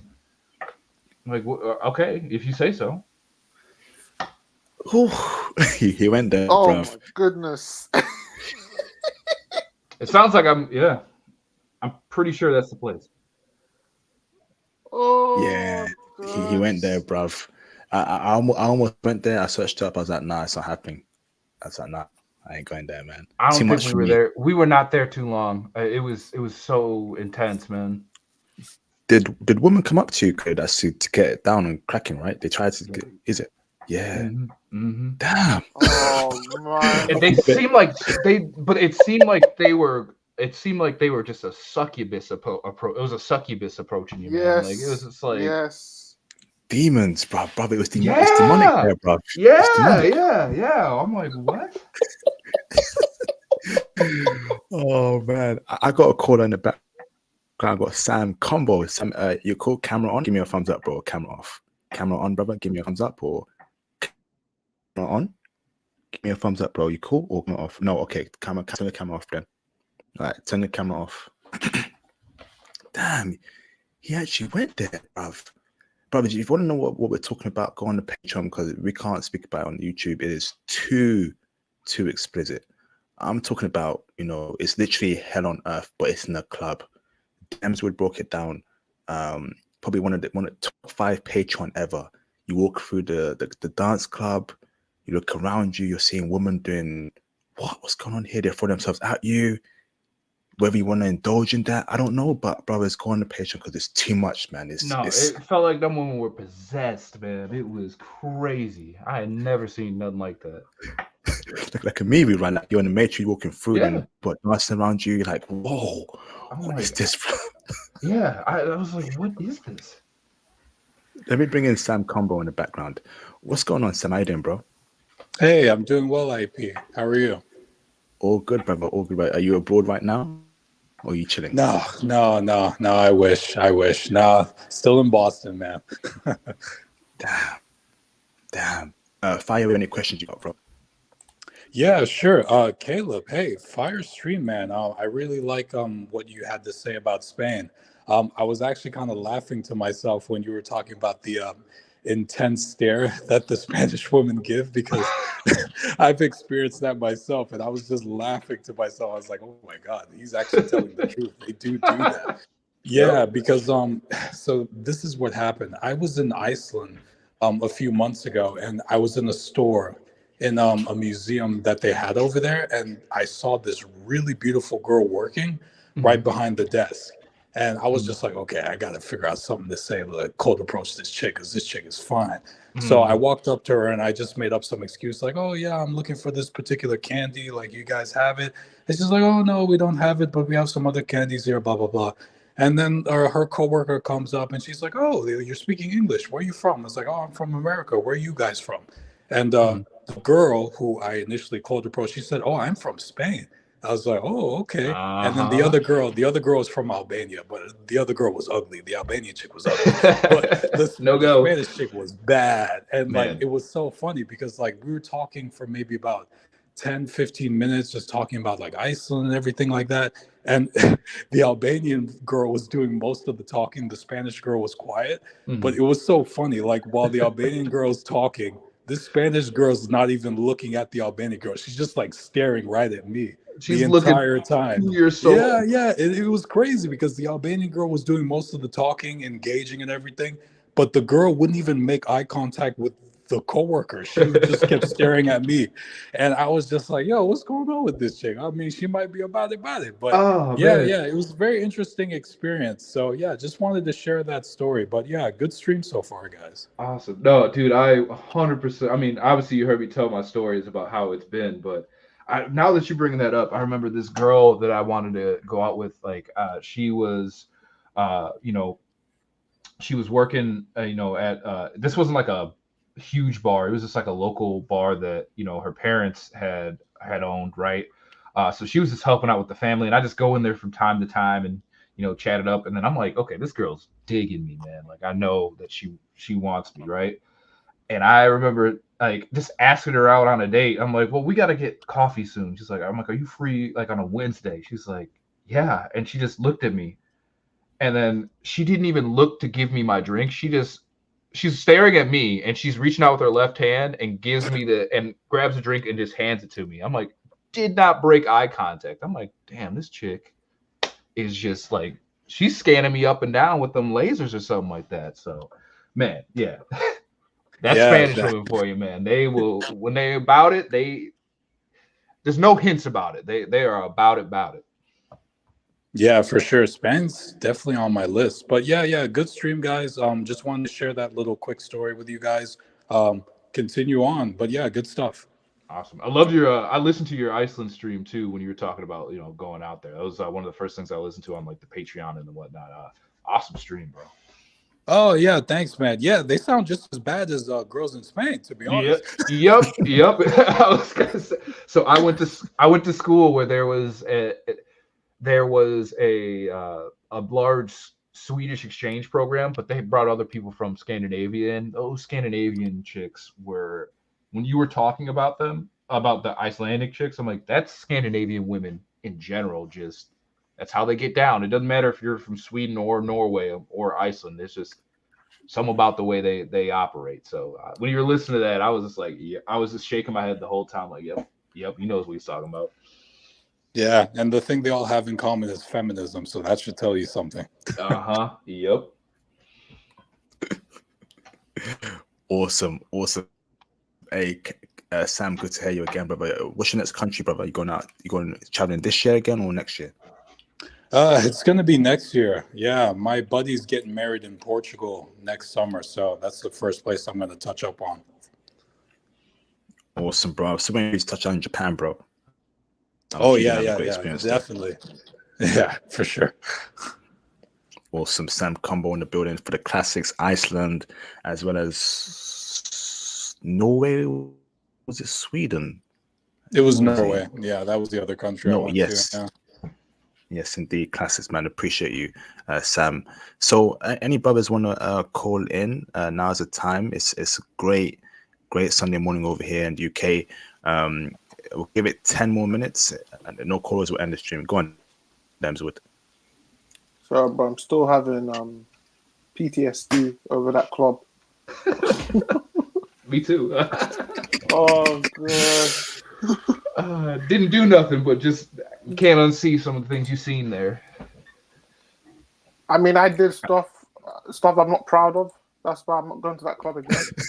I didn't do anything there. I'm not even a guy who's a timid guy. I was just like, okay, this is wow. Did you party at all in that club, Caleb, or you standing there looking at chicks around you? I was more standing in like awe, just like whoa. I was like, all right, let me loosen up, and I'm like, I can't loosen up. This is crazy. Flipping heck. I want to keep this very cryptic. Bro, did you go into a particular room where you saw like beds, sofas? No. I knew that was there though. Oh, you're lucky, bro. You're very lucky. The guy who brought us there was like, he's like, there's a place to lay down and get to do your thing. And I'm like, what is that? I can't get into what he was telling, but I was like, oh, like once we were there, he was telling us. I'm like, that is what? But yeah. How did you meet that guy, bro? And hostel. We were at the same we were at the same hostel. And he had been there for like 2 or 3 weeks or something like that. So he had just figured out his way around the city and knew some places to go. And when we met with the guy, he seemed like a nice guy. It seemed like a cool guy, right? And then like the night just got like crazier. And then we got to that place. We're just like, this is outrageous right now. And I'm like, I was looking at my brother and he was like, I've got to get out of here. And I was thinking the same thing in my head. I'm like, this is that not your thing, Caleb? I thought that might be up your street, bro. No. What I was seeing there was just a little too much, man. I'm like, I'm for the fun, but then that was like, I'm like, you about to, man. It was so intense. It was so intense. And everyone, I'll put it like this too. Everyone was on another level of intoxication that I wasn't at either. I was just like, I don't know about other people, but I'm like, I can't be too sober. I'm not going to be the super sober one, and then they're going to be the super intoxicated ones. I was just looking, I'm like, this is a little too off for my taste in terms of it's like the dynamic between us and like state of mind. Was the hostel? Was he white? Yes. Oh, I'm not surprised. Go on, Demswood. Bro. So you know when you were there, did you see like a female DJ on doing her thing, right? Mm-hmm. But you definitely went there. I think so. You definitely went there. Did you see, the bartender, was she, in a kinky outfit? Yeah. Yeah, you were there. I think you was there. So, brother, when you were queuing up, right, Caleb, did you not notice anything odd as to what they were wearing? The bartender, sorry, the bouncer, and you didn't notice that at all? The bouncer, I don't remember what the bouncer was. I just remember when we walked in, like, I remember some of the people were a little weird with us, and like we were just waiting for a long time, and the guy was like, he's like, don't worry about what they're wearing right now. And we're like, me and my brother are like, what do you mean? Like, this is a little strange. He's like, no, it's about, he's like, once you get in, you'll see, right? And I'm like, all right, is this like a strip club or what is this? And we get in there. I don't think we were there even a half hour now that I'm thinking about it. But it was just like we get in there and we see these people, and I'm like, what is going on? I'm like, this is the sweatiest, mustiest place I've ever seen Yep. smelled in my life. It smelled like all the women there had a low grade fever from below the equator. And then like you said, the bartender was wearing a getup that I had never seen before, and I was just like, this is outrageous. Brother, Wow. you know, wait one sec. Come on, bro. Give me a sec. Keep talking. Well, I'll be right back. Cool. And put you on mute. Yeah. Brothers, you want to hear that full story, go on the Patreon, because we have to code it quite heavily. It's a bit too, it's beyond too much. It can get really freaky out there in Berlin. So 5 more minutes, we're going to end the stream. We're going to end it in 5 minutes. We're going to wait for Demswood. So closing statements and end the stream. Maybe we all have a great Sunday ahead. So brothers, go and join the Patreon. I'll be dropping the explicit X-rated version of this live stream on Patreon next week. You go and check it out. Once again, go and join the new Reddit page. If you don't have a Reddit account, create one now and join the Passport Bros on Top Reddit community on Reddit right now. Go and join it, okay? You're missing out big time, okay?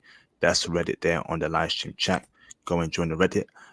Also go and join the new Discord for you brothers to communicate, network, speak about traveling, etc. So 2 new communities for you Passport Bros to come together, congregate, and get discussions from us. So Discord and Reddit IP is providing for you a platform to communicate. So you back, Demswood? Yeah, I'm back. All good.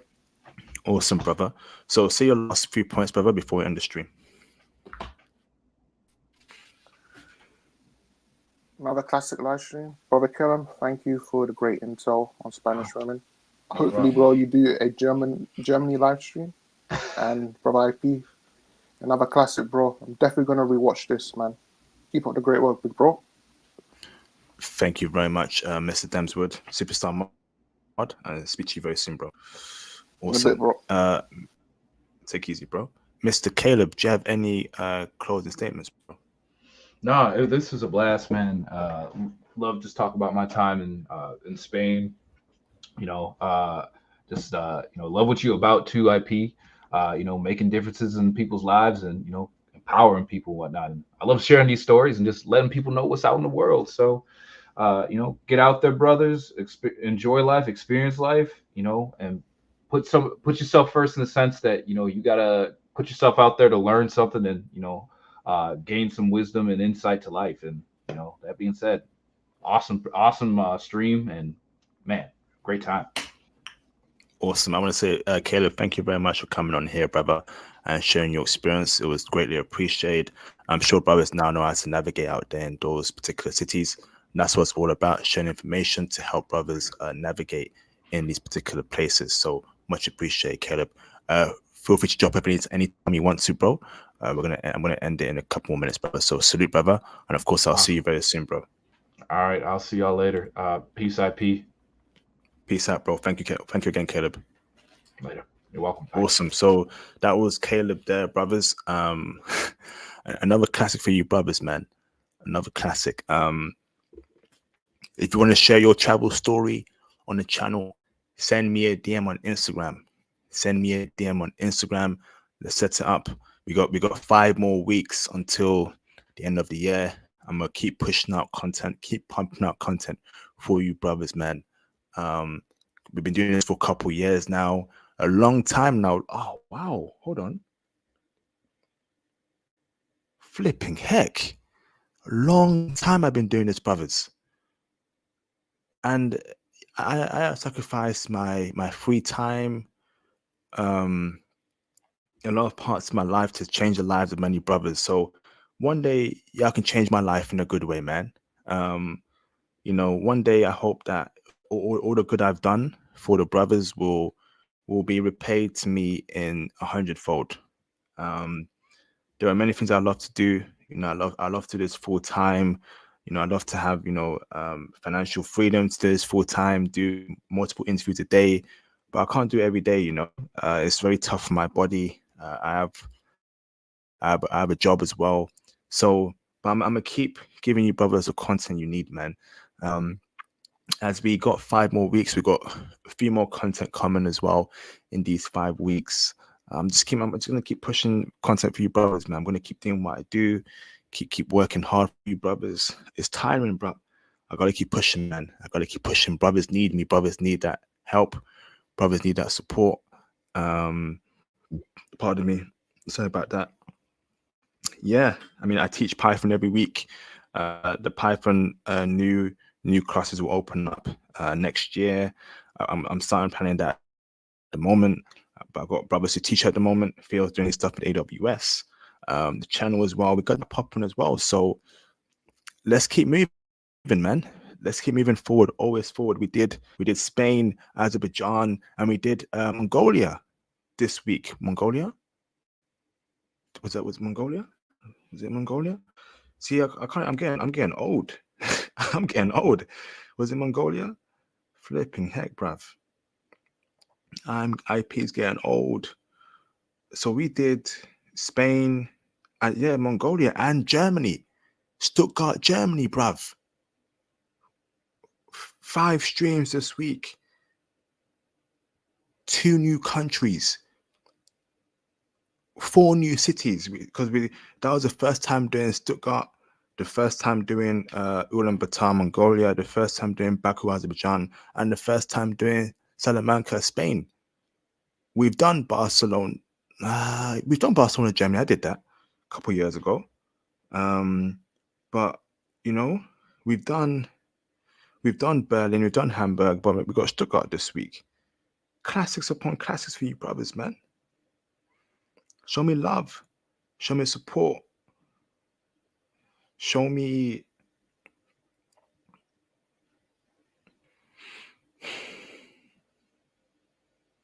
support, man. Thank you, brothers. This was a really good week for the brothers, man. For more intel, it helps me out too. It really does. So yeah, next week, we don't take the gas off the pedal. Next week should be dope. What we got next week? Let me see. What we got next week? Interesting. Okay. Interesting.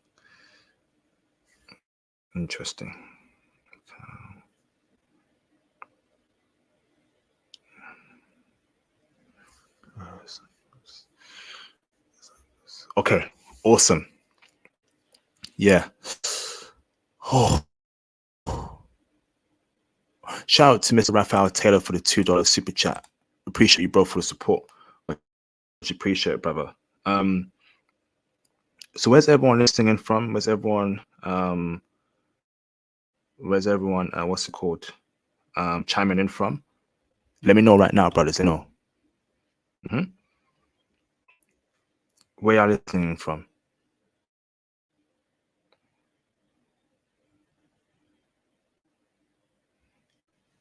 What city? What country? Revive Soul in Norway. Revive Soul. Send me a DM on IG, please. We got to do a stream on Scandinavia about you as a brother out there, how it's going for you, bro, as a 6'4" brother. Let us know, man. Chi-Town, Chicago in the building. Shout out to Chicago. Toronto, Canada. Shout out to MJ. MJ, let's do a stream on Toronto, Canada. We've done Vancouver. I want to know what the scene is in Toronto. I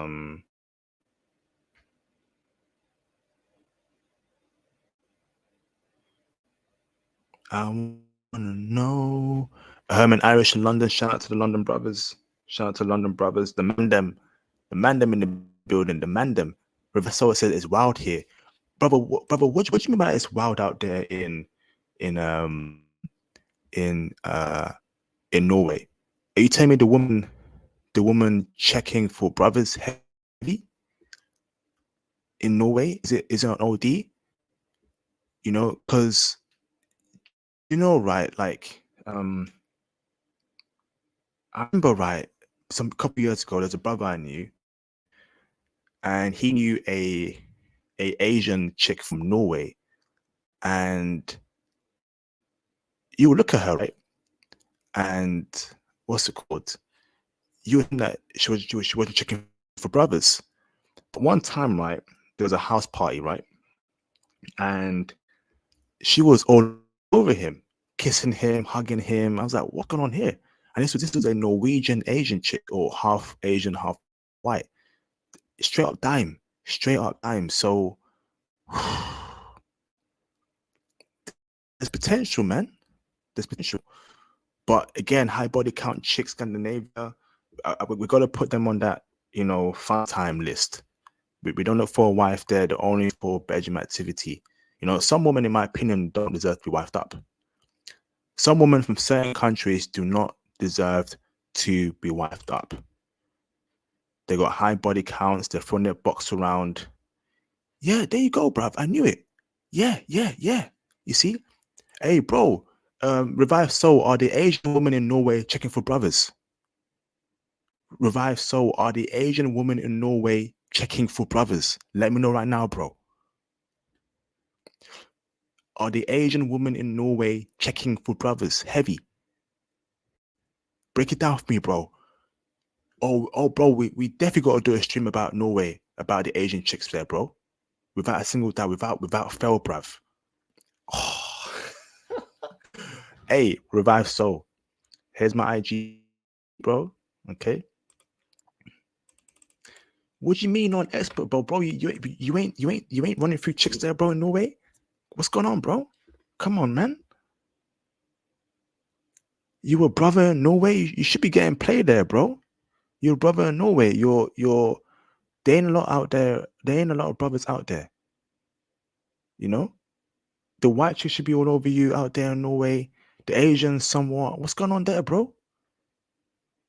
You want that, watching anime all day type or all day time? Come on, bro. Get out there more and deal with these chicks, bruv. Bro, even though you're short, you should still be getting chicks heavy in Norway, bruv. You're a brother. Yo, send me a DM, bruv, man, on IG, bruv. We gotta sort you out, bruv, because that's not acceptable. If you are a brother, right, and you are in Scandinavia, and you ain't just dealing with some chick in Scandinavia, something right there, bruv. Something's just not. It's not computing. The calculations, the mathematics, the databases, they're not computing, bruv. It should be easy mode as a brother in Norway, man. Super easy. I'll get out there myself again. Right now I'm focusing on other countries that I've not been to. But yeah, those Scandinavian chicks for the streets, but very easy to just do what you want with them and then toss them away. Put them on the not wifey out. All right, so this post is technical difficult. It's good, brother. Send me a DM. We'll have to speak, brother. But I'm hearing, we got Phil Wife in the building. He said you need AWS and Python. Yes, indeed, cuz. Yes, indeed, bruv. Yes, indeed. Yo, Phil's here. Phil Wife in the building. We'll be back again on Monday with the Passport Bro, collab. We here again on Monday, so don't you miss that. It's gonna be another classic. And we'll be giving you value, man. We're teaching you others. We're teaching you the world. I mean, I don't know what else we can do more. I mean, what other content do you others want to see on the channel, man? What other content? Let me know, because I'm giving you a lot of content, brothers. One day I would love to do this full time. One day I would love to do this full time. I really would. I really would, man. I really would, man. But we got to work towards that, We gotta work towards that, bruv. All right, yeah. So where's everyone listening in from? Anyone been to Uruguay? Anyone been to Peru, New Zealand? I need intel on those countries. I'll keep it a stack. Any Caribbean countries, any African countries, let me know, bruv. I'm trying to do every country on planet Earth. I'm trying to do every country on planet Earth, man. So where y'all listening in from? What countries?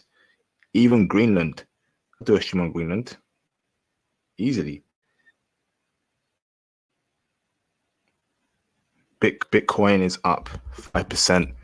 No, that's old. That's old. How's Bitcoin doing? Bitcoin. Okay, Bitcoin tanked today. Okay, interesting. No, not tanked, but it dropped down a little bit. Now's a good time to stack up some crypto. Now's a good time, brothers. What's this one?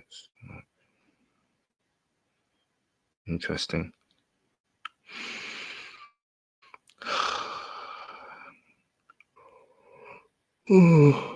Flipping heck, bruv.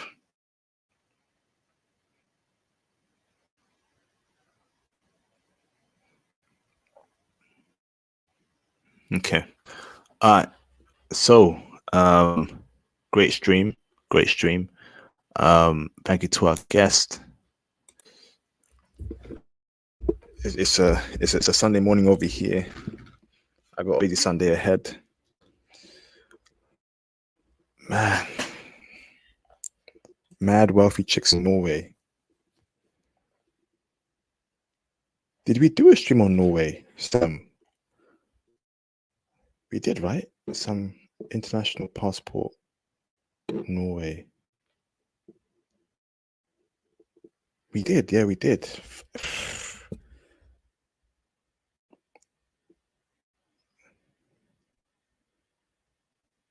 Seven months ago. So what was the stream that we did a couple weeks ago? I'm getting old. Iceland, that was it. Iceland. Flipping heck.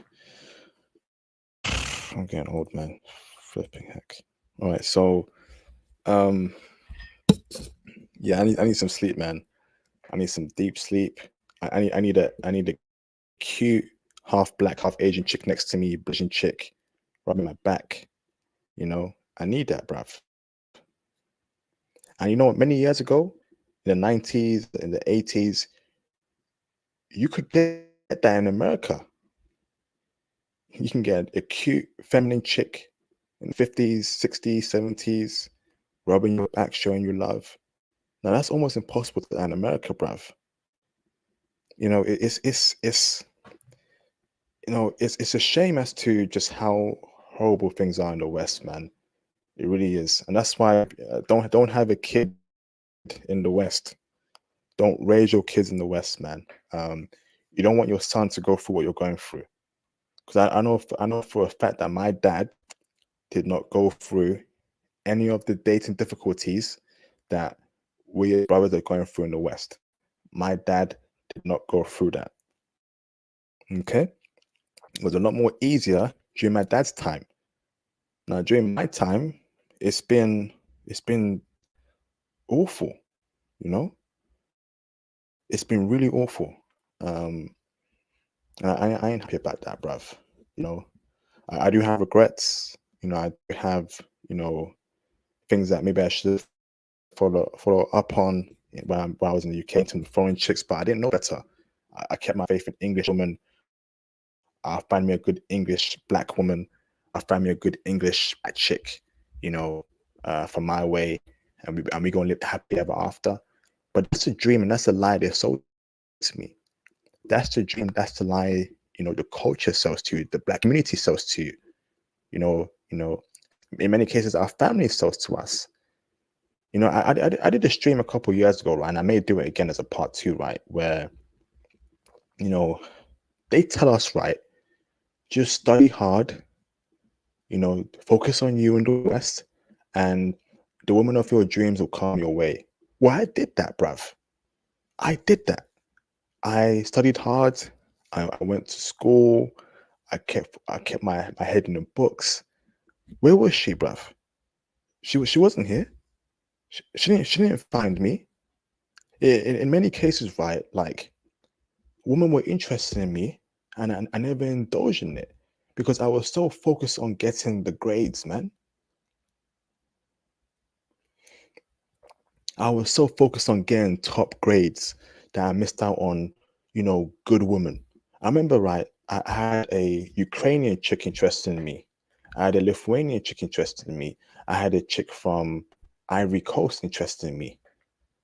I had a Ghanaian chick interested in me. I had a chick from Bulgaria interested in me. I had a chick from Colombia interested in me. And IP, me, just focus on the books. Focus on the books. And I missed out on these foreign women back in the day that maybe I could have married one. I could be a married man right now with, living a life of peace with my foreign chick. There are many times when I wish I could go back and I can go back in time and just, and tell myself, IP, it's gonna be all right, bruv. You can have balance between studying and dealing with women. It ain't gonna be just 100% one, just do one thing and just read your books, or she might fail. Man.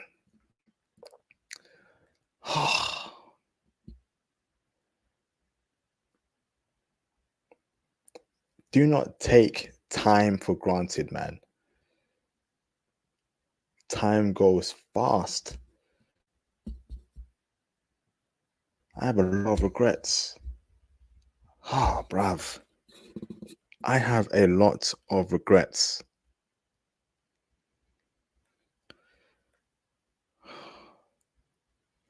There was one chick, right? Where was she from? I think she was from. So whenever you meet foreign women that are in the West, they normally come from wealthy backgrounds, okay? Because not everyone can afford to, come over here, study here, live here, accommodation. So you're gonna have come from a wealthy background, right? There was one chick, right, that was from. Where was she from? Man.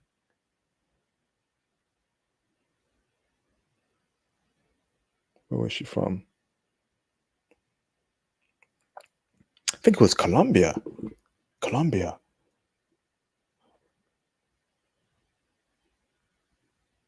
and Colombia or some European countries such a long time ago, right? Giving me heavy choosing signals. Heavy choosing signals.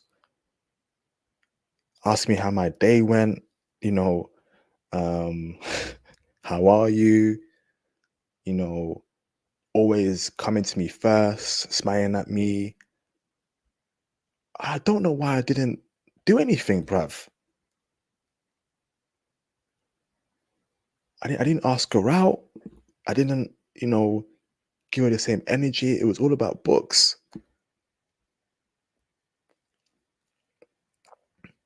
I'm not, bruv.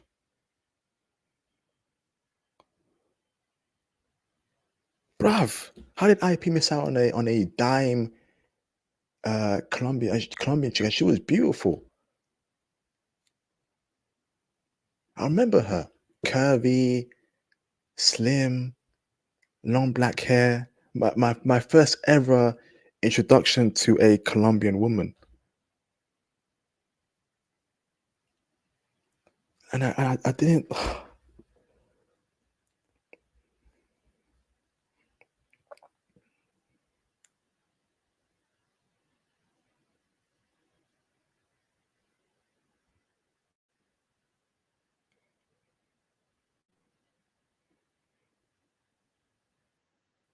Flipping heck, bruv.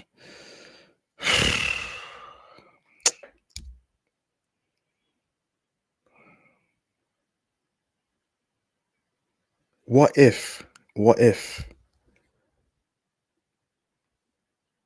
Because I'll keep it a stack, man. Like, it, I can't study every day, bruv. There comes a time when I need to do what I'm meant to do on planet Earth, and that's build a legacy, man. With with a beautiful, God-fearing, feminine chick right next to me. I can't just be focused on studying every day like I've been over the past couple of years, man.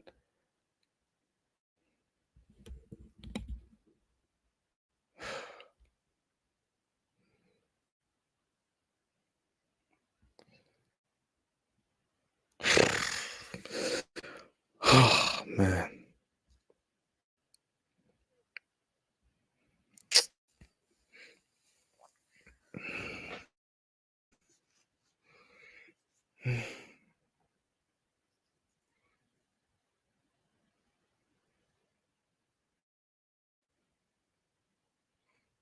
Too much flipping regrets.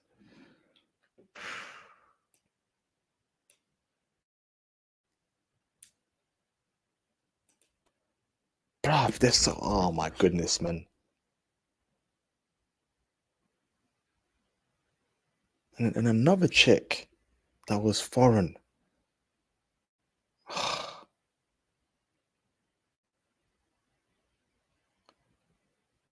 Another chick. My type, cooperative, giving me play. I don't know why I didn't indulge in that. Once again, the books were the priority. The books are studying every day, getting those grades.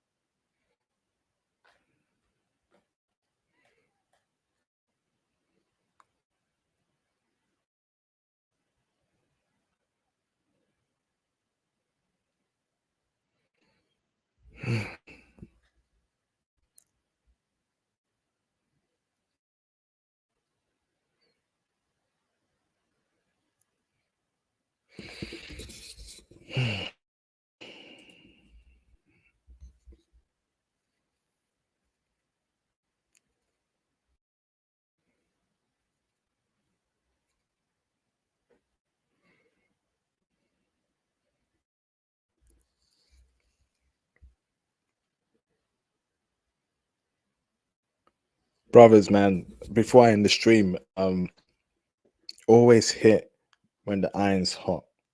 Don't have regrets like myself, man, because there are times when I just sit down and I think about what could have been with this chick, what could have been with that chick. All right, life is all about balancing and having priorities. You can study hard at the same time. If a feminine foreign chick is giving you play, you ain't got to be in the books all day, bro. You can spend time with her. You can do it. You can do it, man.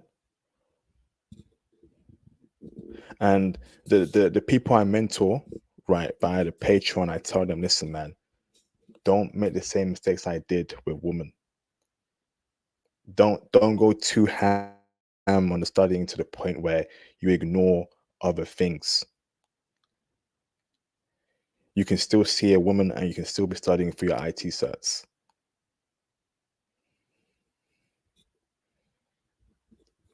So many regrets, man.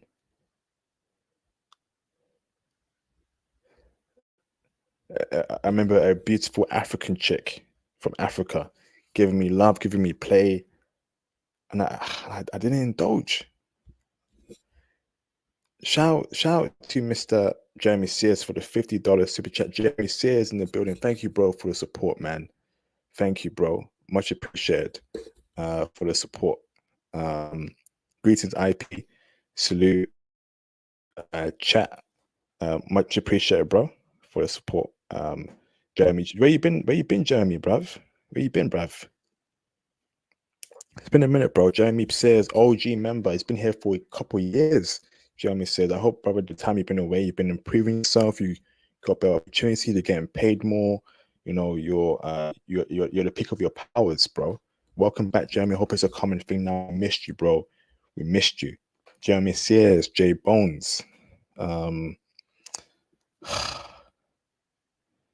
Sean, Blessar, the OG squad, man. And not more people. We miss y'all, brothers, man. We miss y'all.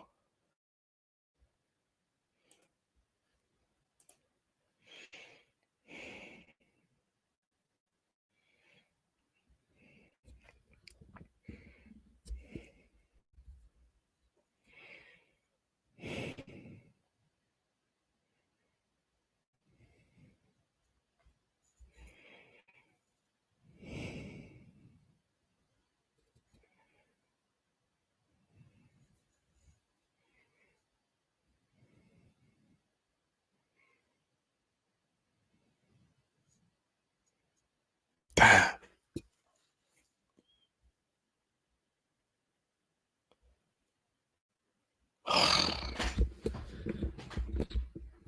Let me tell you this, brothers, right? Last point here. Okay. If you're planning to have any children in the future, right, make sure you work hard now to provide a life for your children where they won't go through what you've been through. Okay. So I would say part of my a lot of regrets is that, you know, I come from an underprivileged background. So because I come from an underprivileged background, I've had to spend a lot of time studying very hard, you know, prioritizing books, you know, to break that cycle. I've had to go ham on, you know, after schoolwork, you know, because I didn't have no backup plan. I didn't have no one to, you know, support me. It was books, education. Education was the only way out, man. You know, I think if I came from a more privileged family, you know, where I can get more support, more resources, I wouldn't have been so focused on just getting grades are important, but not just to make it my life, man. And if you've been through that situation, right, you don't want that to happen to your own children, particularly your own sons. You want your son to live a chill life, you know. He finds his woman of his dreams. He's got support from his parents. He comes from a good family where they have a lot of resources, good resources to support them. So while you're young now, whatever age you are, before you have children, go ham, bruv. Because the whole point of life is that you don't want your children to go through what you've been through. You always want your offspring, your children, grandchildren, your grandchildren to live better lives than you, right? To live better lives than you.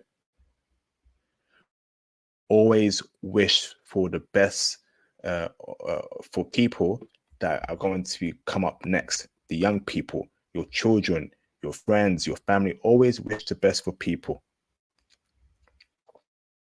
That's all I've done my entire life, man. Wish the best for my friends. Wish the best for my family. Wish the best for the brothers on this channel. And when you have children, you want them to live the best lives they can, and your grandchildren too. The next generation has to live a better state of life or level up than you. It starts from us, man. It starts from us.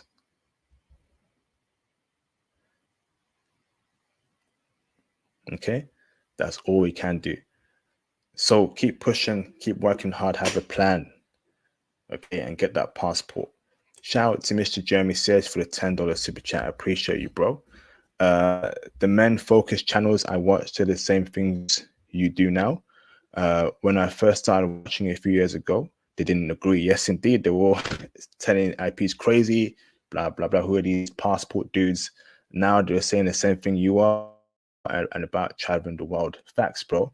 Absolute facts. But the reality, brother, is that not everyone will be able to travel the world and live that full remote lifestyle or do it frequently. Only brothers in IT can do so. Only brothers who take this crypto stuff seriously in the future can do so. And that's why I'm saying get into crypto now. So next year we all eat. We all eat next year. Get that crypto. Get into IT. Have a plan. Have a plan to leave the West. What's your backup plan? What's your backup plan? Okay. So keep pushing, brothers. Keep pushing. So much appreciated, brothers. I'm International Passport. It's been a pleasure. Great live stream. 3 hours, 20 minutes of pure, unfiltered intel. Once again, make sure you go and follow the Reddit page over here, brothers. Okay. Join the Reddit page and make sure you join the Discord too. And the Discord is here. Discord. The Discord is here. Okay. It's been a pleasure. Have a good Sunday ahead. And I'll speak to you brothers very soon. Thank you very much.